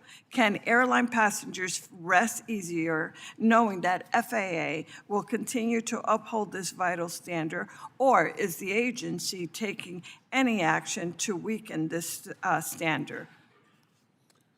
Thank you for your question, ma'am. Delays and cancellations, yep, there are a lot of them, more than we want to see.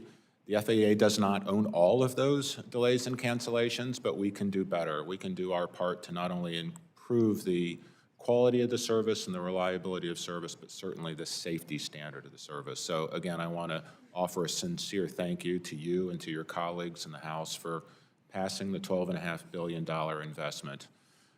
It's unfortunate, it's beyond unfortunate, it's tragic that the focus that we have today, the attention and our sort of unified, galvanized effort to modernize was paid for with the lives of 67 Americans. It's unfortunate, but that sacrifice can't go to waste. We have to deliver for them and for the rest of the American people on modernizing. So sniping on, pull-ups and civility and whatnot, not constructive, but I can talk to you for sure about what we're doing to invest the $12.5 billion to build the system of the future. But let me be clear, the $12.5 billion won't get it done. We'll have a more reliable system, but still an antiquated system. More needs to be done. I'm willing to partner with you to get that done. Thank you, Mr.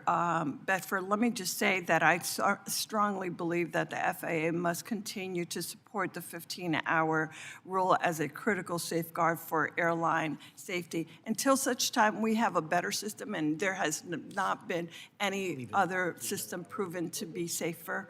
So it's vitally important. Thank you for that, Mr. Speaker. I yield back. Yeah, couldn't agree more. 1,500 hours and raise the age. Ms. King-Hines, you're recognized.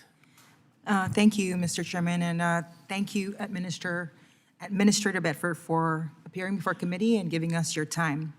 I represent the Commonwealth of the Northern Mariana Islands, and the closest mainland airport from Saipan, which is our main hub, is over 6,000 miles away. And I share that to underscore that there is no alternative mode of transportation, and that for us, aviation is not convenience, it is our literal lifeline. And so in every medical evacuation, every shipment of food, every student leaving for college, every tourist who supports our economy, and every service member rotating through the Pacific depends on a single fragile aviation system. So when flights are cut, delayed, or grounded, there is no backup plan, unless you know how to swim. Very good. Joke. That's why one-size-fits-all policies, right, that may work here on the mainland just does not work out in the territories. And I'll give you an example. Buy America requirements, for example, while very well-intentioned and appreciated, can halt critical airport projects in places like ours where compliant materials are simply unavailable, shipping costs are extreme, and project delays translate into real safety and economic risk. And our Ports Authority has formally requested a waiver not to bypass standards, but basically to keep our airports functional.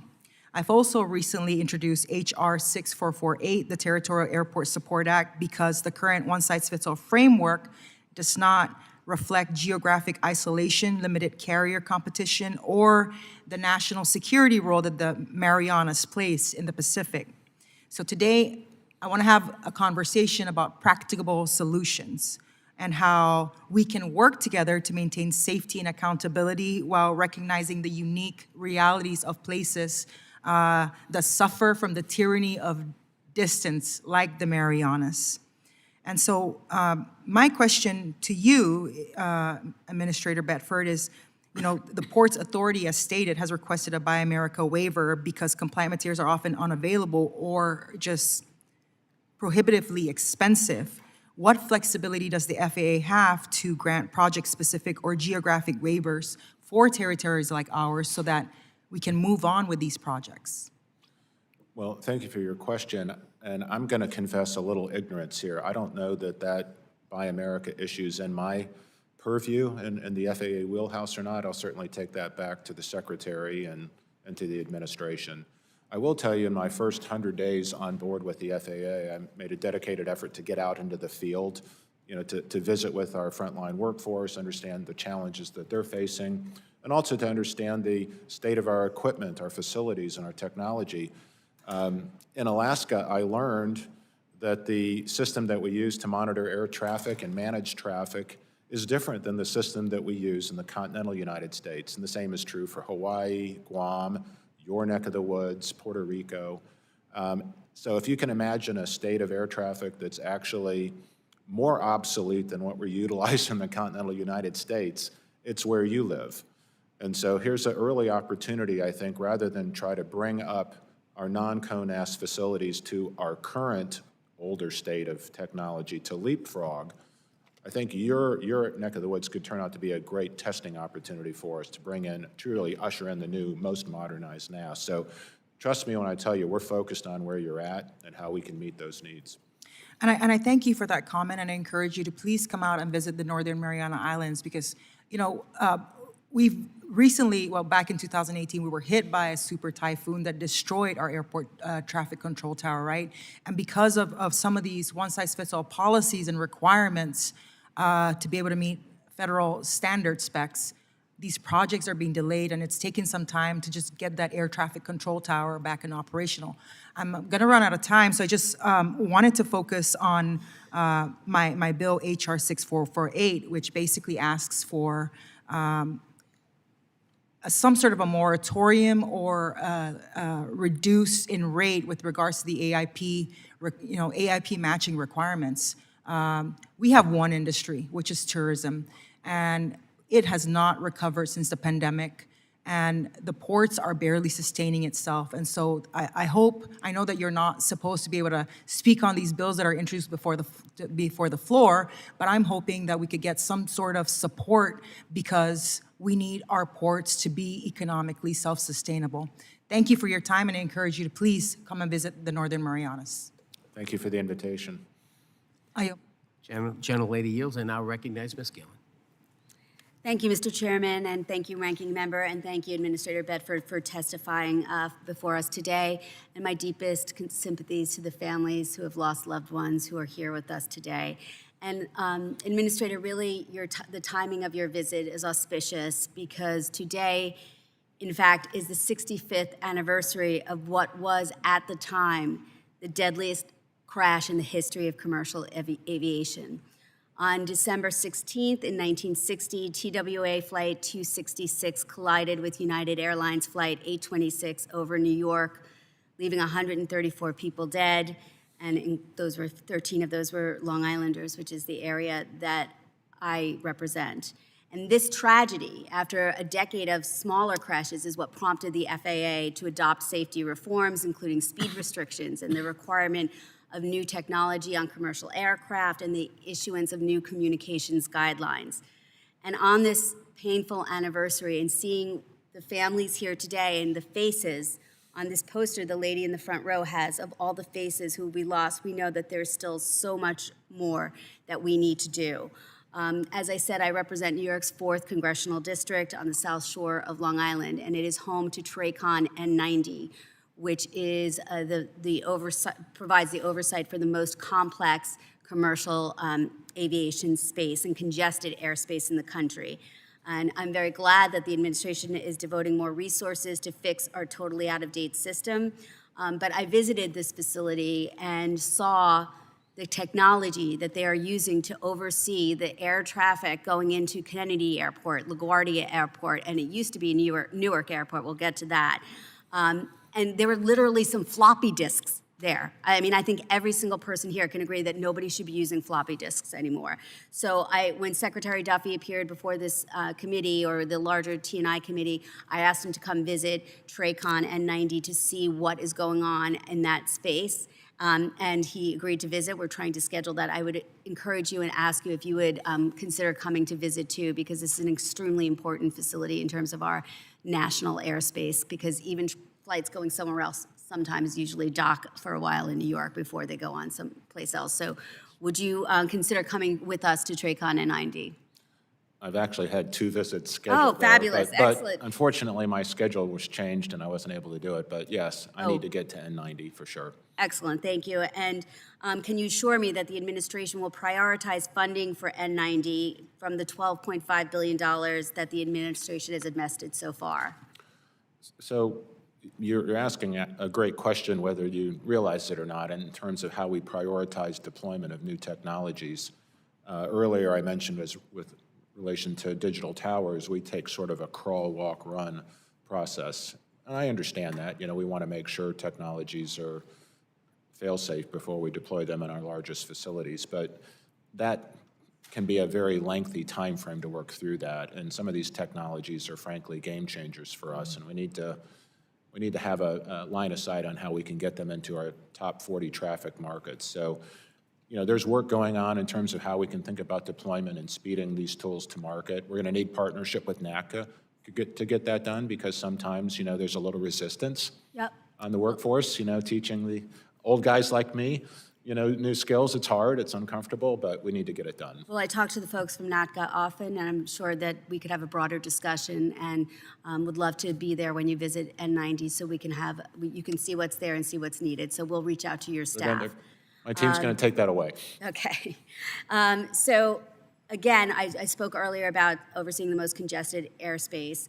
Unfortunately, in the prior administration, there was a decision made that they would take some of the air traffic controllers that oversee Newark Airport and move them to a remote location in Philadelphia instead of keeping them with the air traffic controllers who oversee Kennedy and LaGuardia. All of these planes are traveling in the same nexus, in the same area. There was a big outcry by NATCA and by the folks who work there talking about the risk to safety that this would pose if you had these Newark controllers down in Philadelphia. When I was there, there's still literally a space in the facility for the Newark people to come back. And over the summer, we saw twice Newark lost all communications with air traffic for 90 seconds, which could be fatal. The controllers in N90 told me if they had lost communication, they could have reached over and said to the people who oversee New York airspace, Kennedy and LaGuardia, and said, what do you see? What's going on? And they could communicate instead of having to pick up the phone and lose vital seconds that could save lives. I've asked Secretary Duffy to consider moving those controllers back. I believe you would have the support of the union in doing that. I believe it would make our skies safer. I was very grateful that after we had that conversation, the Department of Transportation Inspector General launched an investigation, and Mr. Chairman, I would like to enter this into the record. And I would encourage you to continue that discussion of moving those controllers back, because I think it will make our skies safer. Without objection. Mr. Knott, you're recognized for 5 minutes. Thank you, Mr. Chairman. Mr. Bedford, thank you for being here. I do just as a broad level, I'm a little bit troubled that in this town, it seems like more funding is always the answer, right? And you know, we're $38 trillion in debt. That'll soon hit $39 trillion of debt. And there's no attention given to the process, to the bureaucracy, to the lack of accountability for obviously the waste that we all know exists. And in your opinion, sir, in terms of the outdated technology that is obvious, we just heard my colleague talk about the use of floppy disks. I don't even know where you buy floppy disks. We've heard obviously a lot of testimony about the burdensome procurement processes that are in place, certainly the centralized air traffic controller education and recruitment process. What can we do to, in some ways, cut the leashes off of the administration, your department? How can we help you sort of make things more efficient on a broad level? Well, thank you, sir, for that question. $38 trillion in debt, $2 trillion a year budget. Yep.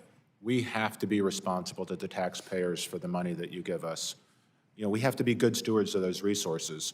In fact, we're rolling out new guiding principles, what we call our BEST principles. And the B stands for be good stewards of our resources. We're all taxpayers, so we want to make sure this investment, and that's what it is, this $12.5 billion you've given us, gets to where it needs to be the most effective.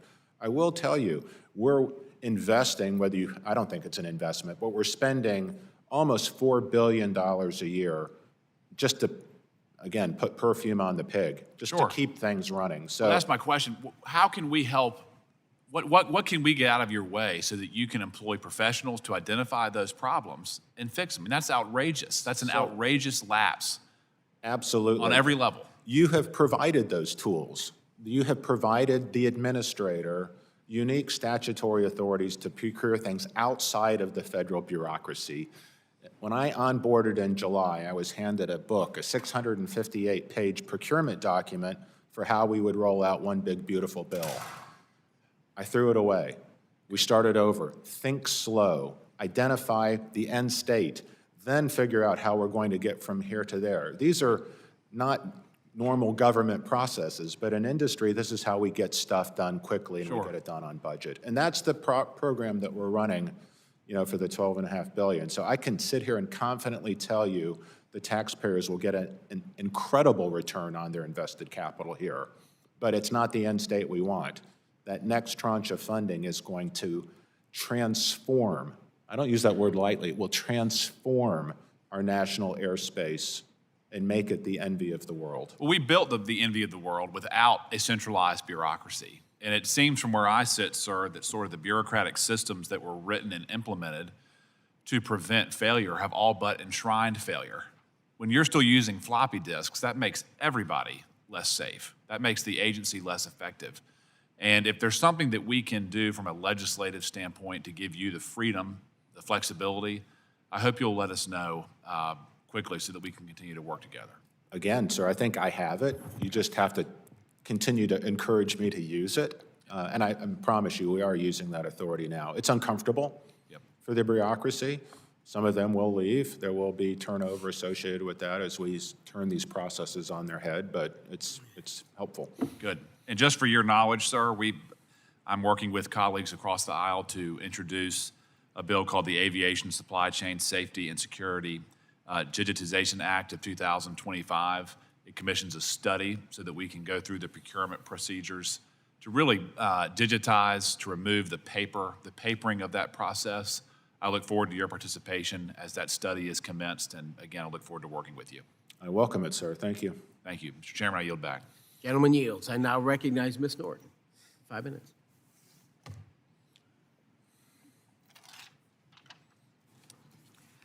I strongly oppose Section 373 in the Defense Authorization Bill.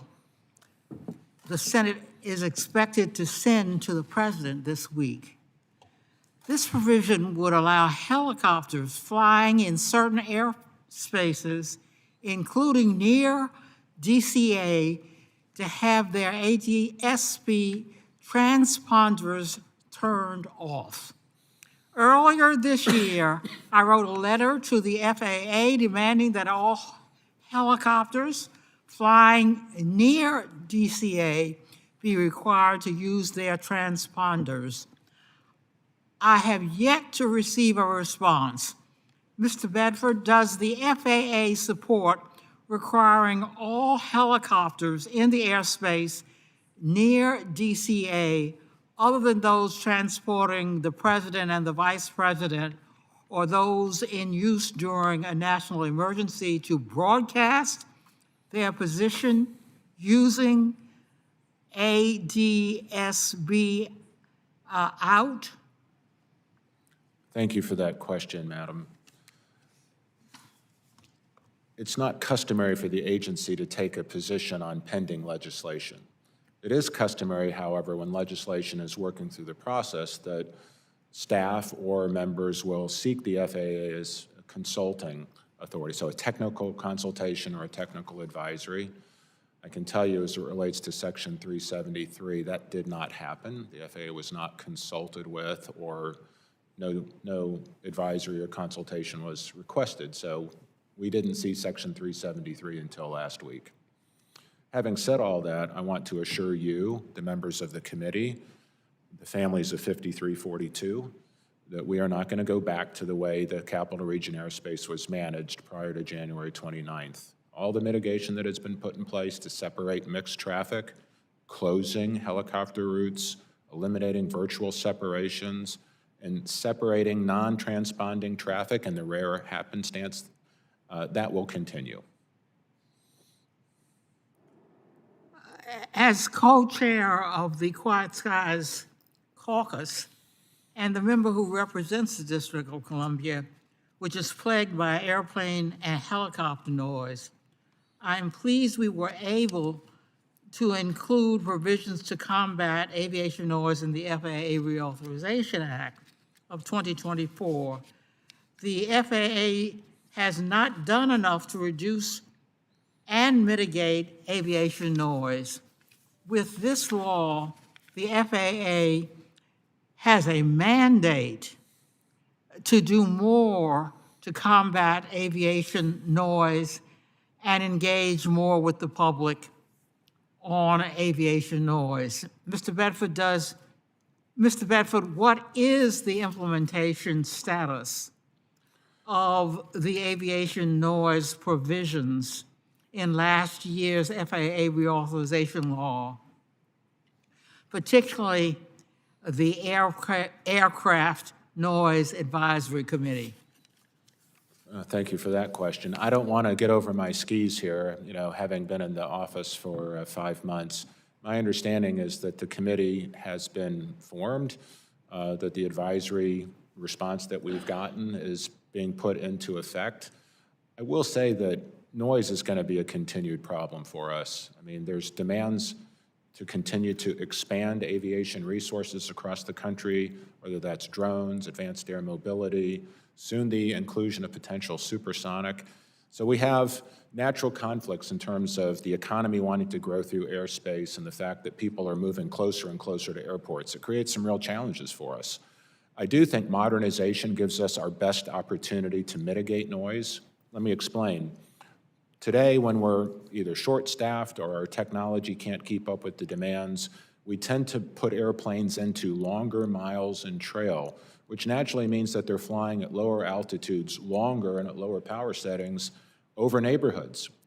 In a modernized system, we can actually find a precise point in time where that airplane at altitude will hit its arrival gate, and it can descend on a low power off or power idle descent, significantly reducing noise and also minimizing the amount of time and space they are over local neighborhoods. So I think modernization in and of itself will help us significantly reduce or abate noise, but it's always going to be a challenge, and I'm sure we're never going to be able to completely measure up to communities' expectations for noise mitigation.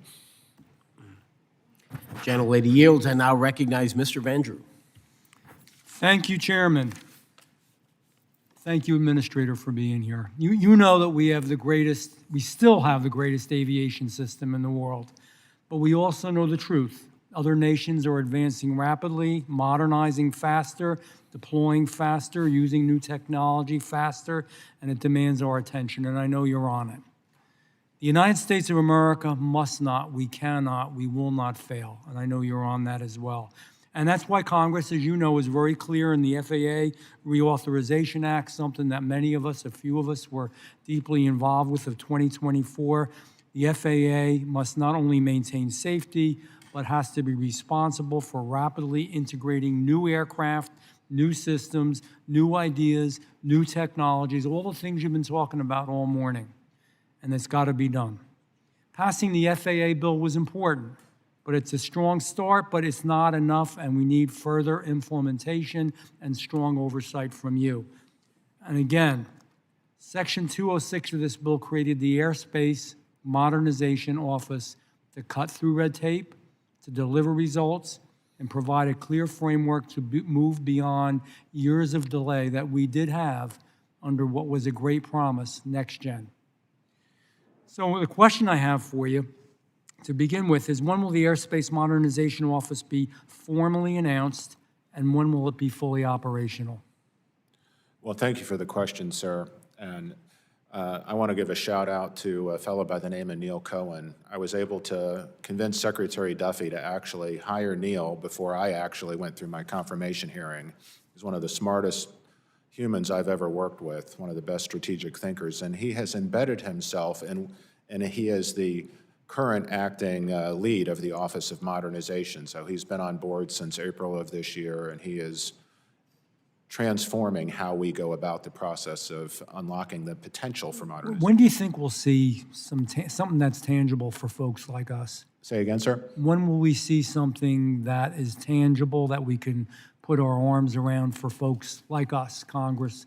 And You can others? see it right now. So come with me to the tech center. I'll show you how we've already started the deployment of digital radios and digital voice switches. I'll show you the architecture for how we're going to move from an analog NAS to a digital NAS. And I can walk you through the fact that we've already converted over 36% of the copper to fiber and our deployment plan for the next 2 We years. will do it. We will do it. I look forward to it. And this kind of leads into my next question. The William J. Hughes Technical Center in my district, as you know, I talk about it all the time, for advanced aerospace. Where do you see them? It's uniquely positioned to test. They have the expertise, they have the people, they have the location. Where do you see them in this whole picture? I was there last week. It is a wonderful resource for the And you didn't tell me. I'm sorry. Yes. Great You great hurt team. my feelings. Great I would have team been out there. I apologize. I'm going back. All right. But the point of being out there last week was to sort of finish our inventory on what was left on the next-gen shelf. And look, I want to send a shout out to the next-gen team. I think we did a bad job as the FAA communicating what next-gen was doing. We didn't provide the transparency that the committee needed to do the oversight to understand what it was about. But just if I can take 30 seconds, the FAA's innovation cycle runs the same path as Boeing. We're innovating on a 15 to 20-year timeline, and that's sort of what NextGen was doing. We need to innovate at the speed of iPads, right? We need to go at the speed of Apple. So that is the change that we're communicating to our team at the Tech Center. Good. I think they're on board with the mission. We just have to unlock it. Is the emerging technology accelerator a priority for you as administrator? Or are you going to be working with Congress in the next budget cycle to see if this can operate at the scale in which it was intended?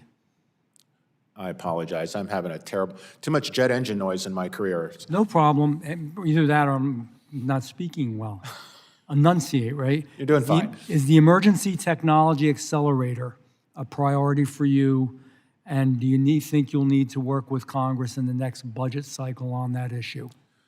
Honestly, rather than hip shoot that, I'm going to take that one back and get more conversant on it. I'd be happy to revert back to you privately. It's an important piece as well. So I appreciate you. I wish you well.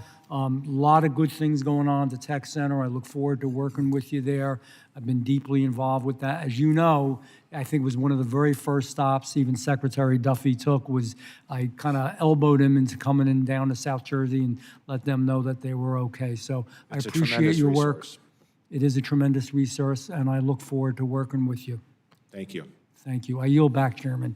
Everybody By the way, loves Chairman, Jeff. Everybody loves Jeff. That's not true. Chairman, everybody loves you. Are we going to miss the chairman or what? I mean, I Gentlemen can't believe yields, this I guy. know. He's my buddy, and he's Yeah. retiring from Congress. You're great. I recognize Mr. Garcia.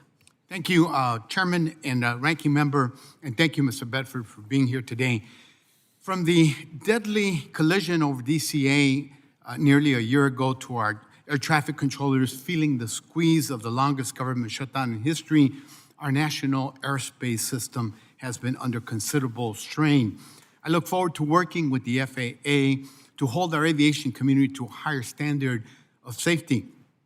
In that spirit, my first question focuses on aircraft minimum crew standards. Earlier this year, the FAA approved American Airlines' request to operate its new Boeing 787-9P with a minimum crew of just 7 flight attendants. This means that not all exit doors will be staffed by the flight attendants to evacuate this wide-body aircraft in case of an emergency. A single flight attendant would be left to evacuate hundreds of passengers through 2 emergency exits on opposite sides of a wide-body aircraft. The basis of aviation safety is redundancy, yet unmanned emergency door exits undermine this critical concept and could result in panicked passengers operating a door in dangerous conditions.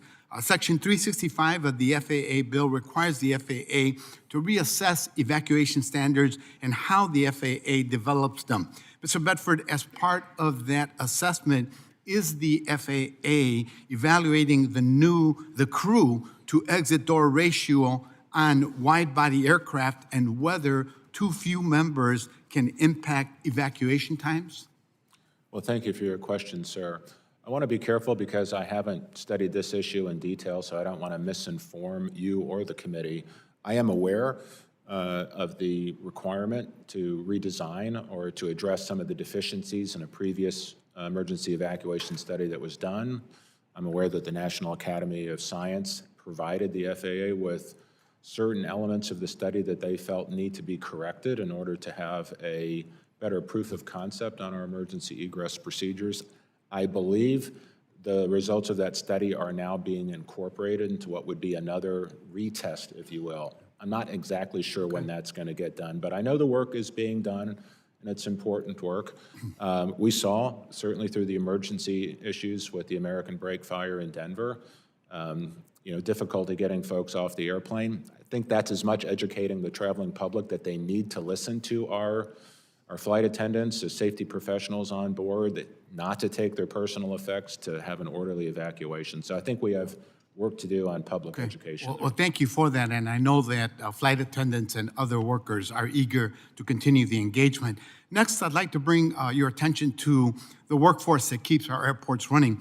Ramp workers, ticket agents, and food service workers play a critical role in our aviation system, but many of them earn poverty wages. That's why Senator Markey and I pushed for the Good Jobs for Good Airports Act in the FAA reauthorization process last time. This bill sought to ensure a living wage for this workforce. Although this bill was not included, Section 438 of the FAA bill, a provision I helped lead, required the GAO to complete a review of the airport service workforce. Mr. Bedford, are you committed to doing what you can to ensure that airports and the FAA oversees are delivering fair wages and benefits to all employees?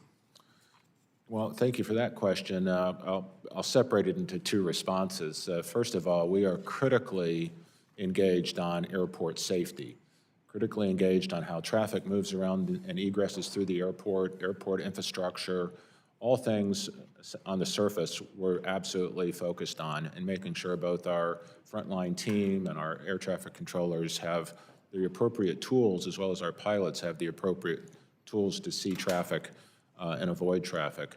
As it relates to the airport wage worker, of course, I support their rights to collective bargaining. I support their rights to advocate for themselves, but the FAA does not really have it's not sort of in my lane here. Thank you. I want to raise a report that was published in the New York Times where TSA is providing a list of multiple times a week to ICE of travelers who will be coming through airports. The program led to the arrest and deportation of Ani Lucia Lopez Bellosa, a 19-year-old student at Babson College. She was deported despite a court order prohibiting the federal government from moving her out of the U.S. I understand that TSA doesn't fall under your purview, but this issue does involve airport facilities, so I wanted to put it on your radar for further conversations with you. Your efforts in addressing this would be greatly appreciated. Well, I applaud the work that our TSA agents are doing on the front line to keep our screening safe. So I appreciate what you have to say. Thank you. I yield back, Mr. Chairman. Gentleman yields. I now recognize Mr. Bresnahan. Thank you, Mr. Chairman, and to the ranking member. Also, Administrator Bedford, thank you for being here. And also to the families, thank you for advocating for safe air travel and for being here. So I'm going to jump right into a few questions specifically to prevent future incidents like this from taking place. relevant to the Part 108 and the beyond visual line of sight. And perhaps maybe you can elaborate a little bit more. As a helicopter pilot myself, and us traditionally operating in and around utility, power line work, emergency evacuation helicopters, what will that look like, and how far along in the process of the Part 108 is the FAA? Well, thank you for your comment. I think beyond visual line of sight, our rulemaking there is close, where we've closed comments to the public. We received over 3,000 comments back from industry. Generally favorable, I would say. There are concerns over right-of-way that we're continuing to evaluate. We're going to have an industry stakeholder meeting early January or maybe late December. I'm not sure how my schedule's set up, but we want a collaboration. We want to make sure that we're getting the right rulemaking accomplished to unlock drone operations and drone safety. I will say we've designed a drone sandbox that's strategically deconflicted from 99% of the airspace, but there are these exceptions for agriculture, for pipeline surveillance, where we may see drone use and helicopter use in the same airspace. So that still requires some additional thought process. Has there been any thought or analysis done around ADS-B on the actual drones themselves, or what will that look like? I'm trying to put myself into the position of another helicopter pilot that may come into a situation where they are near an unmanned vehicle, where you don't have the opportunity to speak on an air-to-air channel or to be able to communicate in and around various different airports. But what about broadcasting relevant to unmanned aerial vehicles? It's a great question, a very relevant question in the rulemaking process. Thank you for that. Obviously belies your experience as a helicopter pilot. So you can imagine having drones actually transpond becomes a challenge in terms of drone design, weight, and it obviously mitigates payload capability. So the better course of action would appear to be to have the aircraft transpond. And right now, the rulemaking would require drones to be able to see ADS-B out signals and avoid and detect and avoid the traffic. So now it's a conversation of how do we talk to the crop duster pilot, how do we talk to the helicopter pilot, or how do we block perhaps hospitals, geo-deconflict them, for helicopters moving in that space. How do we get them to broadcast as part of unlocking drone dominance? Well, I think that's a great transition to my next question about how close are we to mandating ADS-B and having it become mandatory for traditional aircraft? Well, thank you for the question. I want to be careful because we're not supposed to opine on pending legislation, and that sounds very, very close to let's go with your instincts. The Rotor Act. As a pilot, I love it. Right? As a pilot, I think we want more situational awareness, not less. More information is always better. As a private pilot, as a recreational pilot, I do have concerns about the cost if we use traditional FAA methods and say it has to be embedded on an airplane. I'm not going to want to buy a $50,000 upgrade for my Cessna 172, but if I can get an ADS-B out-like device, one with equivalent capability, a portable device I can buy for $99. Sure. I'm encouraged. Now, there's a second issue on privacy that we need to address. I think a lot of private pilots really don't want their ADS-B information taken and published. But I think all of those issues we can address to the entire aviation user's desire, and that would be the end state as a pilot I would like to see without commenting as my position as FAA administrator. Well, I certainly appreciate the commentary on the privacy as someone that does fly and who does broadcast his location.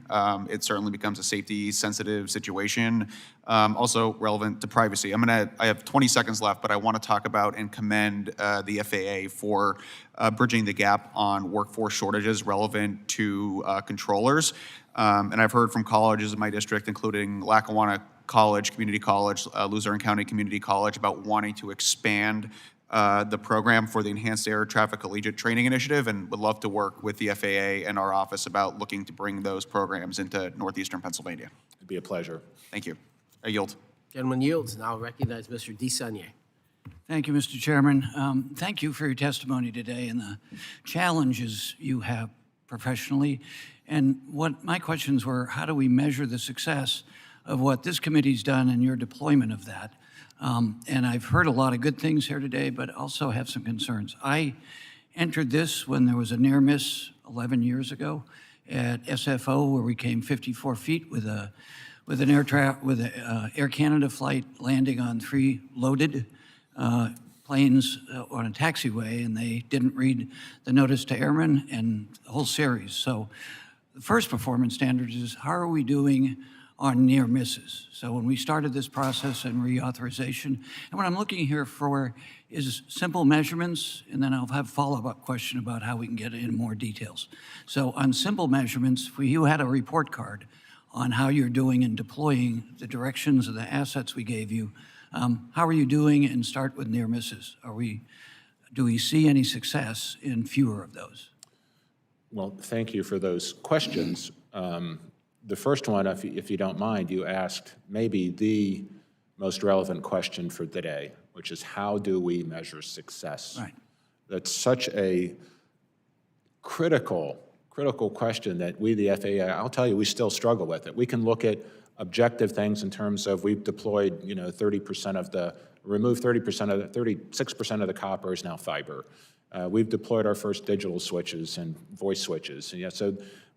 And we're going to close a radar acquisition before the end of the year. And we have a 2.5-year time frame on how we'll deploy that. So I could give you a lot of those objective measures of success, but the real measure of success is, are we actually making the NAS safer, right? So, and we're studying ways that we can objectively provide evidence that our modernization efforts are paying fruit in terms of increasing the safety and efficiency of the NAS. So again, great question. Love to talk more about it with you. You asked specifically about near misses.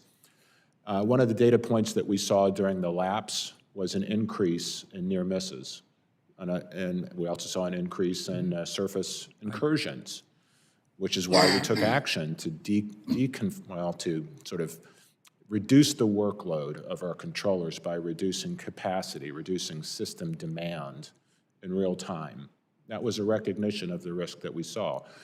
We monitor, we have dashboards now, I mentioned a fellow by the name of Neil Cohen. He also created these same measurements and dashboards that are now front and center of the FAA's weekly management meetings. So we're looking at the dashboards and looking at our progress on surface runway incursions, on near misses, and TCAS resolution advisory. So I will tell you the trend was going down until the lapse, but unfortunately it has taken a turn in the wrong direction. Mr. Chairman, I'd love to work with you and our group just to get sort of a report card on simple, easy to measure. I have it. I'll be happy to share it with you. All right. And then in more detail, we have over 30 priorities that our office we're able to work with stakeholders, but particularly the workforce and retired workforce members, pilots, air traffic controllers.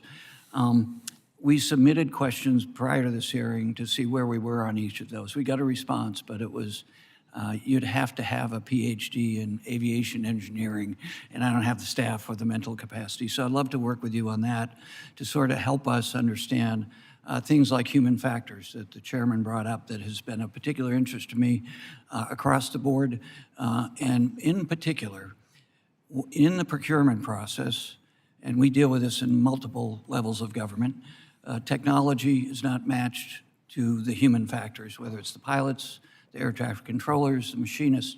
So how we're working on that, we go with the lowest best bid across government, state and federal level, but it doesn't really deal with the deployment and the necessary training with this new technology. And it was quite obvious in the root cause analysis at the incident at SFO, where the pilots and the air traffic controllers had technology, but they had never been trained fully under the circumstances to understand it and deploy it. So I wonder if you could respond to that, how you're dealing with that part of getting the workforce up, but getting them trained in par with the technology, and having the technology companies as part of the procurement pay for that training or fair share of the training. Well, thank you for the question. We have just published, I believe it went out yesterday, our roadmap, our flight plan for 2026 that we've sent to the front line. It outlines 3 key pillars for how we'll have success in 2026. The first pillar is people. Again, making sure we're hiring the best people, giving them the best training, and giving them the best tools, and achieving the best results. That sounds simple, maybe cliche even, but we have a roadmap of 20 different deliverables that we're going to execute on next year in order to unlock progress on our people initiatives. And hopefully that'll improve culture. The second silo, of course, is safety. And there are so much low-hanging fruit that we can bring to bear through some level of FAA reorganization. Today we have safety elements siloed in 8 different lines of business. And they don't talk to each other, sir. They don't collaborate across the FAA agency landscape. In fact, in some ways, they compete against one another. We are going to deconstruct that, and we're going to create an integrated FAA safety process, one FAA safety management system focused on identifying and then mitigating risks quickly. That's on our to-do list. And then finally is modernization. These 3 things will work together to create an FAA that's transparent, accountable, and most importantly, effective. And I think that's really what this committee expects, is an FAA that can deliver effective oversight of the aviation ecosystem and assure the traveling public that they're getting the safest travel experience, bar none. The gentleman yields. I now recognize Ms. Hoyle. Thank you so much. Administrator Bedford, thank you so much for being here.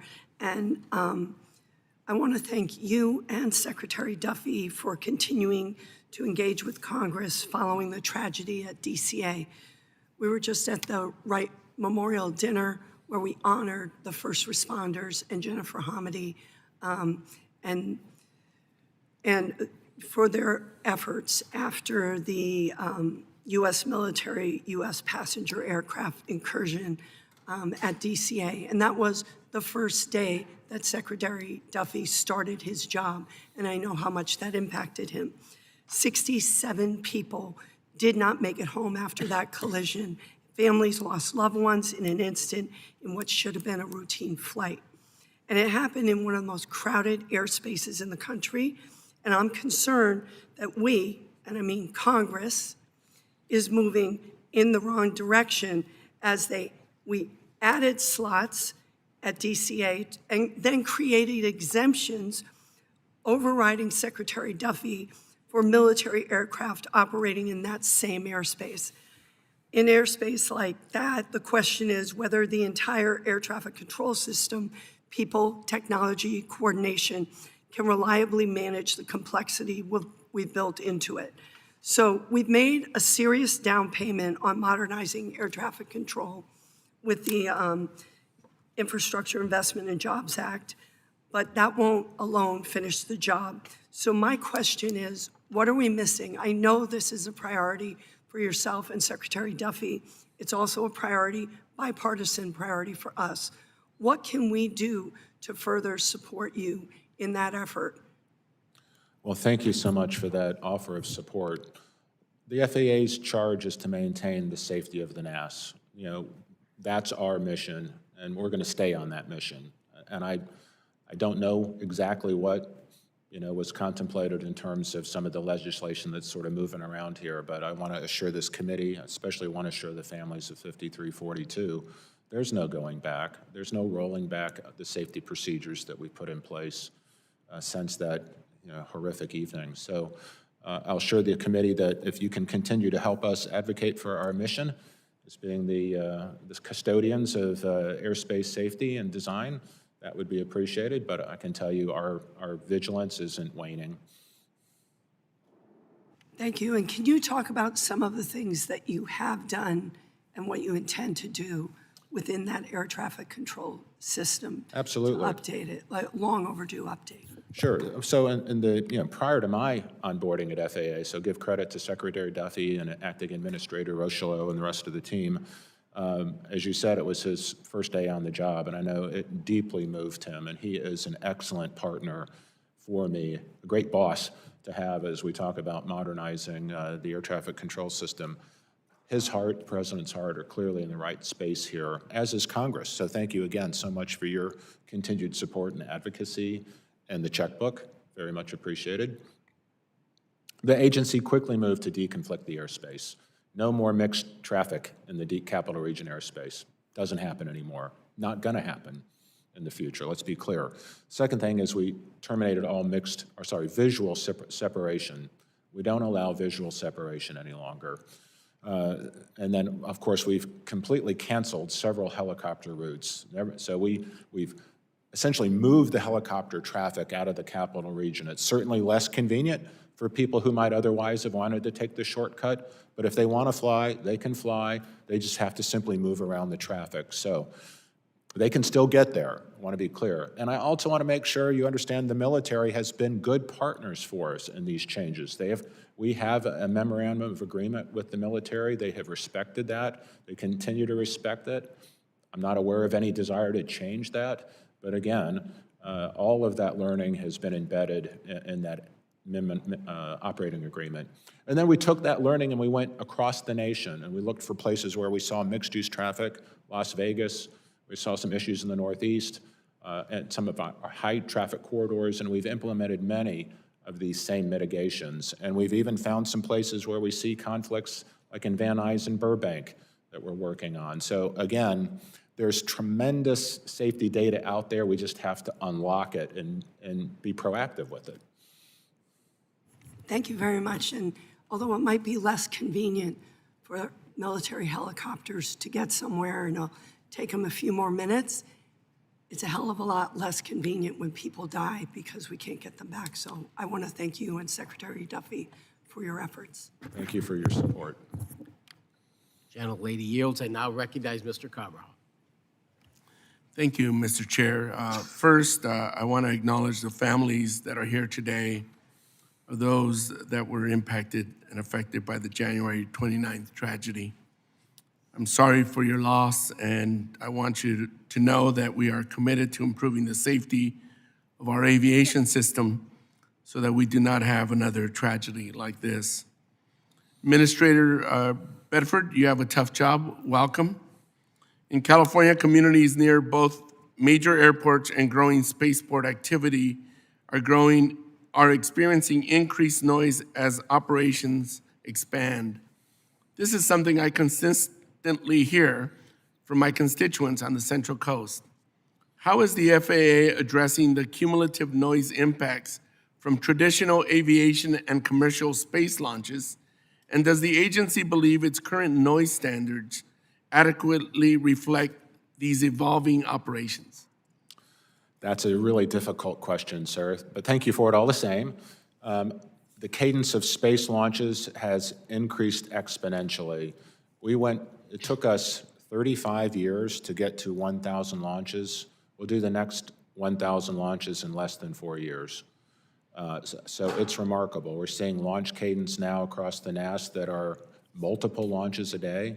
It's both remarkable, and yet it creates significant demands on what we do to meet the industry's tempo for commercial space development. But it's also a fantastic time to be in aviation. We're seeing the same challenges with drones, the same challenges with advanced air mobility. And let's talk about supersonic in 2027.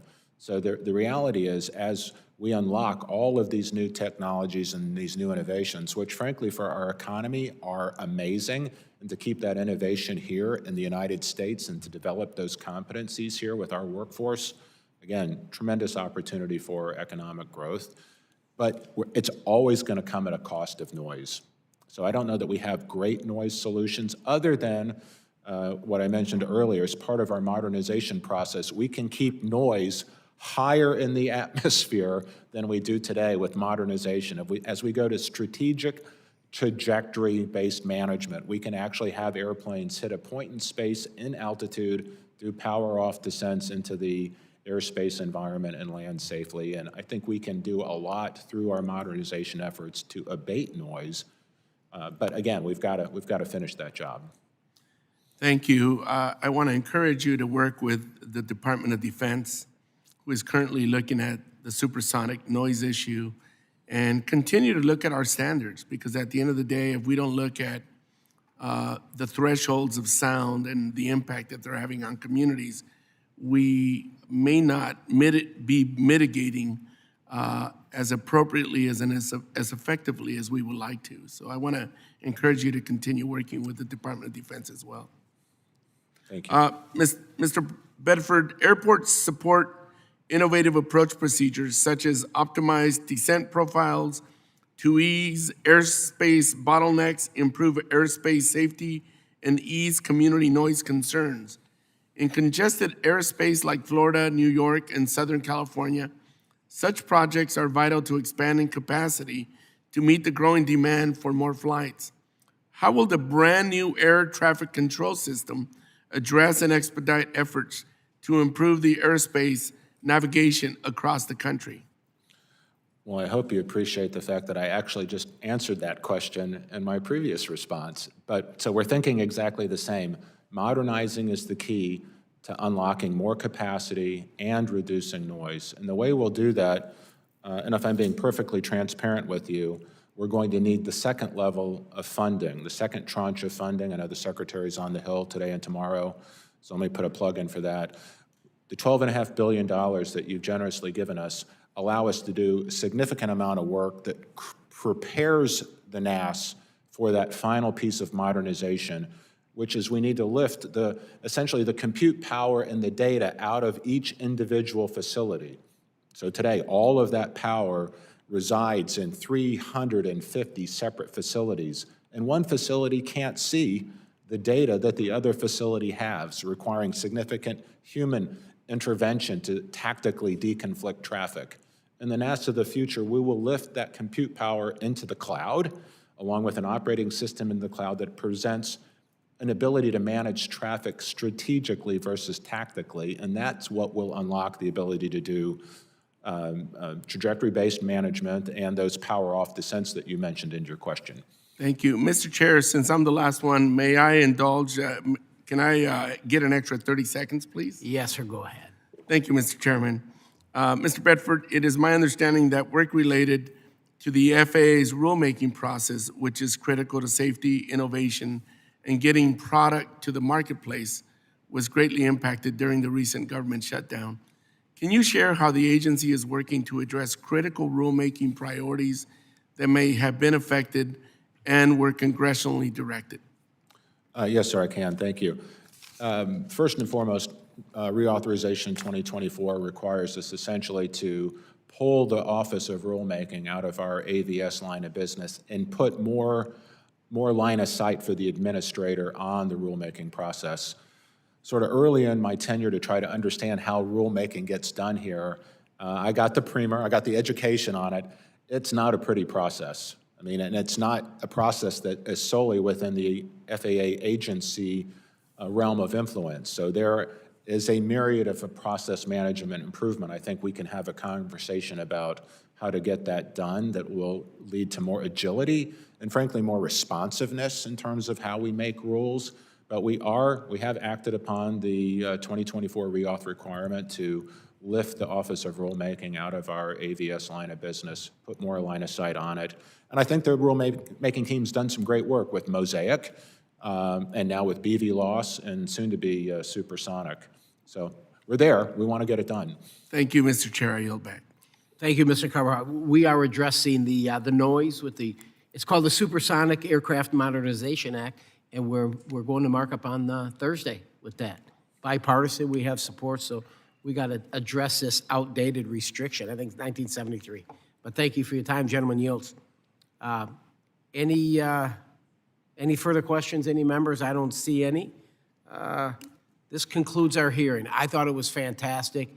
Thank you for being here with us, Administrator Bedford. We look forward to working with you, whether the number is 20 billion or whatever the number is. I believe Mr. Carson and I are all about success and safety in our NAS, and we want to be a force multiplier for you, sir, so we can see success in the future. With that, this hearing will be concluded. I'd like to thank you again. The subcommittee stands adjourned.